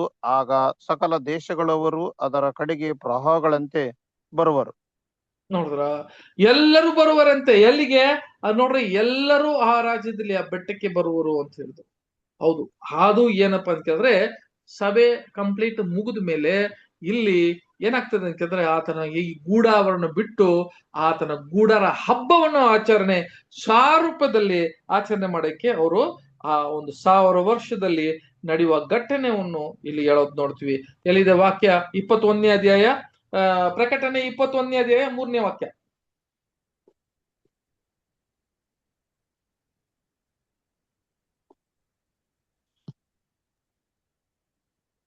ಇದಲ್ಲದೆ ಸಿಂಹಾಸನದೊಳಗಿಂದ ಬಂದ ಮಹಾಶಬ್ದವು ನನಗೆ ಕೇಳಿಸಿತು. ಅದು, ಇಗೋ, ದೇವರ ನಿವಾಸವು ಮನುಷ್ಯರಲ್ಲಿ ಅದೇ, ಆತನು ಅವರೊಡನೆ ವಾಸ ಮಾಡುವನು, ಅವರು ಆತನಿಗೆ ಪ್ರಜೆಗಳಾಗಿರುವರು, ದೇವರು ತಾನೇ ಅವರ ಸಂಗಡ ಇರುವನು. ನೋಡಿದ್ರ, ಇಲ್ಲಿ ಹೋಗಿದ್ದಂತ ನಾವು ಈ ಮನೆ ಬಿಟ್ಟು ಓದಿದಂತ ನಾವು ಪರಲೋಕದಲ್ಲಿ ಸೆಟ್ಲ್ ಆಗಲ್ಲ. ಏನಾಗುತ್ತೆ ಗೊತ್ತಾ? ಮತ್ತೆ ತಂದೆ ದೇವ್ರು ಇಲ್ಲಿ ಏನ್ ಮಾಡ್ತಾರೆ ಅಂತ ಕೇಳಿದ್ರೆ ಎಲ್ಲಾ ಮನುಷ್ಯರ ಮಧ್ಯದಲ್ಲಿ ಎಲ್ಲ ಮತ್ತೆ ಸಭೆ ಇಲ್ಲಿಗೆ ಬರ್ತದೆ ಅಂತೆ. ಇದೇ ಹೇಳೋದು, ಇದೇ ಗೂಡಾರ. ನೋಡ್ರಿ, ಈ ಲೋಕಕ್ಕೆ ಏನಾಗುತ್ತೆ ಅಂತ ಕೇಳಿದ್ರೆ ಒಂದು ಗೂಡಾರ ಹಬ್ಬ. ಇದು ಹಬ್ಬ ಯಾರಿಗೆ? ಈ ಲೋಕವನ್ನು ಏನ್ ಮಾಡ್ತಾರೆ, ಇದನ್ನ ಆಚರಣೆ ಮಾಡ್ತಾರೆ. ಎಲ್ಲ ಸಂತೋಷ ಪಡುವ ಒಂದು ದಿನ. ತಂದೆಯ ದೇವರು ಇಲ್ಲಿಗೆ ಏನಾಗ್ತಾರೆ, ರಾಜ್ಯವನ್ನು, ಆ ರಾಜ್ಯ ಒಂದು ಕಣ್ಣಕ್ಕೆ ನಾವು ಎಲ್ಲರೂ ಕಾಣಂಗೆ ಲೋಕಕ್ಕೆ ಒಂದು ಸಂತೋಷ ಇದೆ ಅಂತ ಕೇಳಿದ್ರೆ ಆ ಗೂಡಾರ, ಆ ದೇವದರ್ಶನ ಗೂಡಾರ ಅಂತ ಹೇಳ್ತಾ ಹೇಳ್ತಾ ಹೇಳ್ತಾ ನಾವು ಅದರಲ್ಲಿ ಕ್ರಿಸ್ತನ ಸಾರೂಪ್ಯಕ್ಕೆ ಬಂದಿರುವ ಆ ಚಿಕ್ಕ ಹಿಂಡು ಎಲ್ಲಿಗೆ ಸೆಲೆಕ್ಟ್ ಆಗಿ ಆ ಒಂದು ನನ್ನ ಪಾಪ ಪರಿಹಾರ ಕಾಲದಲ್ಲಿ ಹೆಂಗೆ, ಆ ದೋಷ ಪರಿಹಾರ ಕಾಲದಲ್ಲಿ ಹೆಂಗೆ ಓತ ಮೇಲೆ ಅದನ್ನ ಸೆಲೆಕ್ಟ್ ಆದ್ಮೇಲೆ ನೆಕ್ಸ್ಟ್ ಏನಂತ ಕೇಳಿದ್ರೆ ಆ ಒಂದು ಗೂಡಾರ ಅಂತ ಕೇಳುವಾಗ ಮತ್ತೆ ಈ ಲೋಕಕ್ಕೆ ಸ್ಥಾಪನೆ ಆಗೋದು. ಅದೇ 1000 ವರ್ಷದ ಒಂದು ವಿಷಯ ಅಂತ ಹೇಳ್ತಾರೆ. ಓಕೆ, ಕೊನೆಗೆ ಈ ವಾಕ್ಯ ಓದಿ ನಾವು ಈ ಪಾಠವನ್ನ ಮುಗಿಸೋಣ ರೀ. ಯಾವ್ದಂತ ಹೇಳಿದ್ರೆ ಪ್ರಕಟಣೆ ಅದರಲ್ಲಿ 20ನೇ ಅಧ್ಯಾಯ 4ನೇ ವಾಕ್ಯ. ತರುವಾಯ ಸಿಂಹಾಸನಗಳನ್ನು ಅವುಗಳ ಮೇಲೆ ಜನರು ಕೂತಿದ್ದರು, ನ್ಯಾಯ ತೀರಿಸುವ ಅಧಿಕಾರವು ಅವರಿಗೆ ಕೊಡಲ್ಪಟ್ಟಿತ್ತು. ಇದಲ್ಲದೆ ಯೇಸುವಿನ ವಿಷಯವಾದ ಸಾಕ್ಷಿಯ ನಿಮಿತ್ತವಾಗಿಯೂ ದೇವರ ವಾಕ್ಯದ ನಿಮಿತ್ತವಾಗಿಯೂ ತಲೆ ಹೊಯ್ಸಿಕೊಂಡವರ ಆತ್ಮಗಳನ್ನು ಮೃಗಕ್ಕೂ ಅದರ ವಿಗ್ರಹಕ್ಕೂ ನಮಸ್ಕರಿಸದೆ ತಮ್ಮ ಹಣೆಯ ಮೇಲೆ ಮತ್ತು ಕೈಯ ಮೇಲೆ ಗುರುತು ಹಾಕಿಸಿಕೊಳ್ಳದೆ ಇರುವವರನ್ನು ಕಂಡೆನು. ಅವರು ಜೀವಿತರಾಗಿ ಎದ್ದು 1000 ವರ್ಷ ಕ್ರಿಸ್ತನೊಂದಿಗೆ ಆಳಿಕೆ ಮಾಡಿದ್ರು ಅಂತ ಹೇಳಿದ್ರೆ ಯಾರಪ್ಪ ಇವ್ರು ಅಂತ ಕೇಳಿದ್ರೆ, ಇವ್ರು ಫುಲ್ ಇಲ್ಲಿಂದ ಬಿಡುಗಡೆ ಆಗಿ ಆತನ ಈ ಒಂದು ಮನೆ, ಈ ಒಂದು ಗೂಡಾರ, ಲೋಕ ಎನ್ನುವ ಗೂಡಾರವನ್ನು ಬಿಟ್ಟು ಆತನ ಕ್ರಿಸ್ತನ ಒಂದು ಮನೆಗೆ ಸೇರಿದ್ದ. ಹೋಗಿ ಮತ್ತೆ ಆ ಗೂಡಾರ ಎಲ್ಲಿಗೆ ಬರ್ತದೆ ಅಂತ ಕೇಳಿದ್ರೆ ದೇವದರ್ಶನ ಗೂಡಾರ ಎಲ್ಲಿಗೆ ಬರುತ್ತೆ ಅಂತ ಹೇಳಿದ್ರೆ ಈ ಜನರ ಮಧ್ಯೆಯಲ್ಲಿ ಬಂದು 1000 ವರ್ಷ ಆಳ್ವೆ ಮಾಡುವ ಒಂದು ಹಬ್ಬ. ಇದು ಲೋಕವೇ ಹಬ್ಬ ಮಾಡುವ ಒಂದು ಹಬ್ಬ. ಇದು ಗೂಡಾರ ಹಬ್ಬ ಅಂತ ನೋಡ್ತೀವಿ. ಹಾಗಿರುವಾಗ ಸೋದರ ಸೋದರರೇ, ನಾವು ನೋಡಿದಂತ 7 ಹಬ್ಬಗಳಲ್ಲಿ 6 ಹಬ್ಬಗಳು ನಾವು ಏನಾಗ್ತಾ ಇದ್ದೀರಿ ಅಂತ ಕೇಳಿದ್ರೆ ನಾವು ಆಲ್ಮೋಸ್ಟ್ ಫಿನಿಶ್ ಆಗ್ತಾ ಇದೆ. ಅದನ್ನ ನಾವು ಅಂತಿಮ ಕಾಲದಲ್ಲಿ ನಾವು ಜೀವಿಸ್ತಾ ಇದ್ದೀವಿ. ಗೊತ್ತಿಲ್ಲ ನಾಳೆ ಯಾರು ಇರ್ತಾರೆ ಯಾರು ಇಲ್ಲ ಅಂತ ಗೊತ್ತಿರಲ್ಲ. ಅಂತ ಒಂದು ಅಂತಿಮ ಕೊನೆಯದ್ರಲ್ಲಿ ಸೆಲೆಕ್ಷನ್ ಆಗುವ ಒಂದು ಜಾಗದಲ್ಲಿ ಇದ್ದೀವಿ ನಾವು.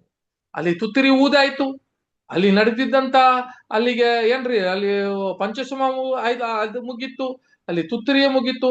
ಆಮೇಲೆ ಆ ಪಾಪ ಪರಿಹಾರ ಕಾಲದಲ್ಲಿ ನಾವು ಜೀವಿಸ್ತಾ ಇದ್ದೀವಿ. ನಾವು ಸರಿಯಾದ ರೀತಿಯಲ್ಲಿ ಕ್ರಿಸ್ತನಿಗೆ ನಮ್ಮನ್ನ ನಾವು ಒಪ್ಪಿಸಿಕೊಟ್ಟು ಆತನ ಜೊತೆಗೆ ಹೋಗಿ ಸೇರುವುದಕ್ಕೆ ದೇವರು ನಮ್ಮನ್ನ ಆಶೀರ್ವದಿಸ್ಲಿ. Amen. Thank you brothers, thank you sisters. Brother, ಮುಂದಿನ ಪಾಠಗಳಲ್ಲಿ ನಾವು ದೇವದರ್ಶನ ಗುಡಾರ ವಿಷಯಗಳನ್ನ ಇನ್ನ ಮಾತಾಡೋಣ.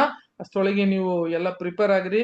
ಆ ಒಂದು ಕ್ರಿಸ್ತನ ಒಂದು ಪಂಕ್ತಿಯಲ್ಲಿ ನಾವು ಭಾಗವಹಿಸೋದಿಕ್ಕೆ ಎಲ್ಲರೂ ಸಿದ್ಧರಾಗ್ರಿ.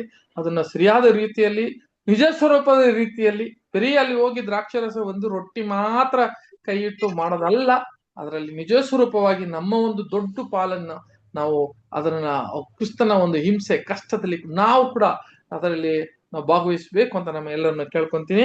ಕೊನೆಗೆ ನಮ್ಮ ಮೋಹನ್ ರಾಜ್ ಬ್ರದರ್ ಅವರು ಪ್ರಾರ್ಥನೆಯಲ್ಲಿ ಮುಗಿಸ್ಬೇಕು ಅಂತ ಕೇಳ್ಕೊಂತೀನಿ ಬ್ರದರ್. ಓಕೆ ಬ್ರದರ್, ಪ್ರಾರ್ಥನೆ ಮಾಡಿಕೊಳ್ಳೋಣ. ನಮ್ಮನ್ನ ಅತಿ ಹೆಚ್ಚಾಗಿ ಪ್ರೀತಿ ಮಾಡಿದಂತ ಪರಲೋಕದ ಜೀವುಳ ನಮ್ಮ ತಂದೆಯಾದ ದೇವ್ರೆ, ಮತ್ತೊಂದು ಆರ್ತಿ ನಿನಗೆ ಕೃತಜ್ಞತೆಯನ್ನು ಸಲ್ಲಿಸ್ತೇವೆ. ಈ ಸಂಜೆ ವೇಳೆಯಲ್ಲಿ ತಂದೆಯಾದ ದೇವ್ರೆ, ಸಹೋದರ ನಾವೆಲ್ಲರೂ ಸೇರಿ ಅಪ್ಪ ನಿನ್ನ ವಾಕ್ಯಗಳನ್ನು ಕಲಿಯುವಂತ ಭಾಗ್ಯ ನಮ್ಗೆ ಕೊಟ್ಟಿದ್ದಿ. ಸ್ತೋತ್ರ ಅಪ್ಪ. ಜಾನ್ ರೋಡ್ ಬ್ರದರ್ ಅವ್ರ ಮೂಲಕ ಅನೇಕ ವಿಷಯಗಳನ್ನು ಹಬ್ಬಗಳ ಕುರಿತು ಮತ್ತು ಸತ್ಯವೇದದಲ್ಲಿರ್ತಕ್ಕಂಥ ರಹಸ್ಯಗಳ ಕುರಿತು ಅನೇಕ ವಿಷಯಗಳನ್ನು ನಮಗೆ ತಿಳಿಪಡಿಸಿದಿರಿ ಅಪ್ಪ. ತಂದೆಯಾದ ದೇವ್ರೆ, ಈ ಕೊಟ್ಟಂತ ಒಳ್ಳೆ ವಾಕ್ಯಗಳಿಗಾಗಿ ನಿಮಗೆ ಸ್ತೋತ್ರ. ಆ ಬ್ರದರ್ ಅವರನ್ನು ಇನ್ನೂ ಹೆಚ್ಚಾಗಿ ನಿಮ್ಮ ಸೇವೆಯಲ್ಲಿ ಉಪಯೋಗಿಸಿರಿ. ಅವ್ರ ಮೂಲಕ ಅನೇಕ ವಿಷಯಗಳನ್ನು ನಮಗೂ ಸಹ ಇನ್ನೂ ಕಲಿಸ್ಕೊಡ್ರಿ ಎಂದು ನಾವು ಬೇಡಿಕೊಳ್ಳುತ್ತೇವೆ. ಮಾತ್ರವಲ್ಲದೆ ತಂದೆಯ ದೇವರೇ, ಅವರ ಕುಟುಂಬನ ಆಶೀರ್ವದಿಸಿ ಬಲಪಡಿಸಿರಿ. ಸೇರಿದಂತ ಎಲ್ಲಾ ಸಹೋದರ ಮತ್ತು ಸಹೋದರಿಯರನ್ನು ಎಲ್ಲ ಪ್ರತಿಯೊಬ್ಬೊಬ್ಬರನ್ನು ಕೂಡ ಹೆಸರಾಗಿ ನೀವು ಆಶೀರ್ವದಿಸಿರಿ. ಪ್ರತಿಯೊಬ್ಬರು ಕೂಡ ವಾಕ್ಯಗಳನ್ನು ಕೇಳಿ ಅರ್ಥ ಮಾಡಿಕೊಂಡು ಅದರಂತೆ ನಡೆದು ಈ ಲೋಕದಲ್ಲಿ ಜೀವಿಸಲು ನಮಗೆ ಸಹಾಯ ಮಾಡ್ರಿ ಎಂದು ಬೇಡಿಕೊಳ್ಳುತ್ತೇವೆ. ಹಾಗೆ ಮಾಡಿದಕ್ಕಾಗಿ ನಿಮಗೆ ಸ್ತೋತ್ರ. ಈ ರಾತ್ರಿ ಸುಖಕರ ನಿದ್ರೆ ನಮಗೆ ಕೊಟ್ಟು ನಾಳಿನ ಒಂದು ಹೊಸ ದಿನವನ್ನು ನೋಡುವಂತೆ ಮತ್ತು ಒಳ್ಳೆ ವಾಕ್ಯಗಳನ್ನು ಮತ್ತೆ ಕೇಳಿಸಿಕೊಳ್ಳುವಂತ ಭಾಗ್ಯ ನಮ್ಮೆಲ್ಲರಿಗೆ ದಯಪಾಲಿಸಿ ನಡೆಸಬೇಕೆಂದು ಯೇಸು ಕ್ರಿಸ್ತನ ನಾಮದಲ್ಲಿ ಬೇಡಿ ಹೊಂದಿದ್ದೇವೆ ನಮ್ಮ ಪರಲೋಕದ ಜೀವಳ ನಮ್ಮ ತಂದೆಯಾದ ದೇವರೇ. ಆಮೇನ್.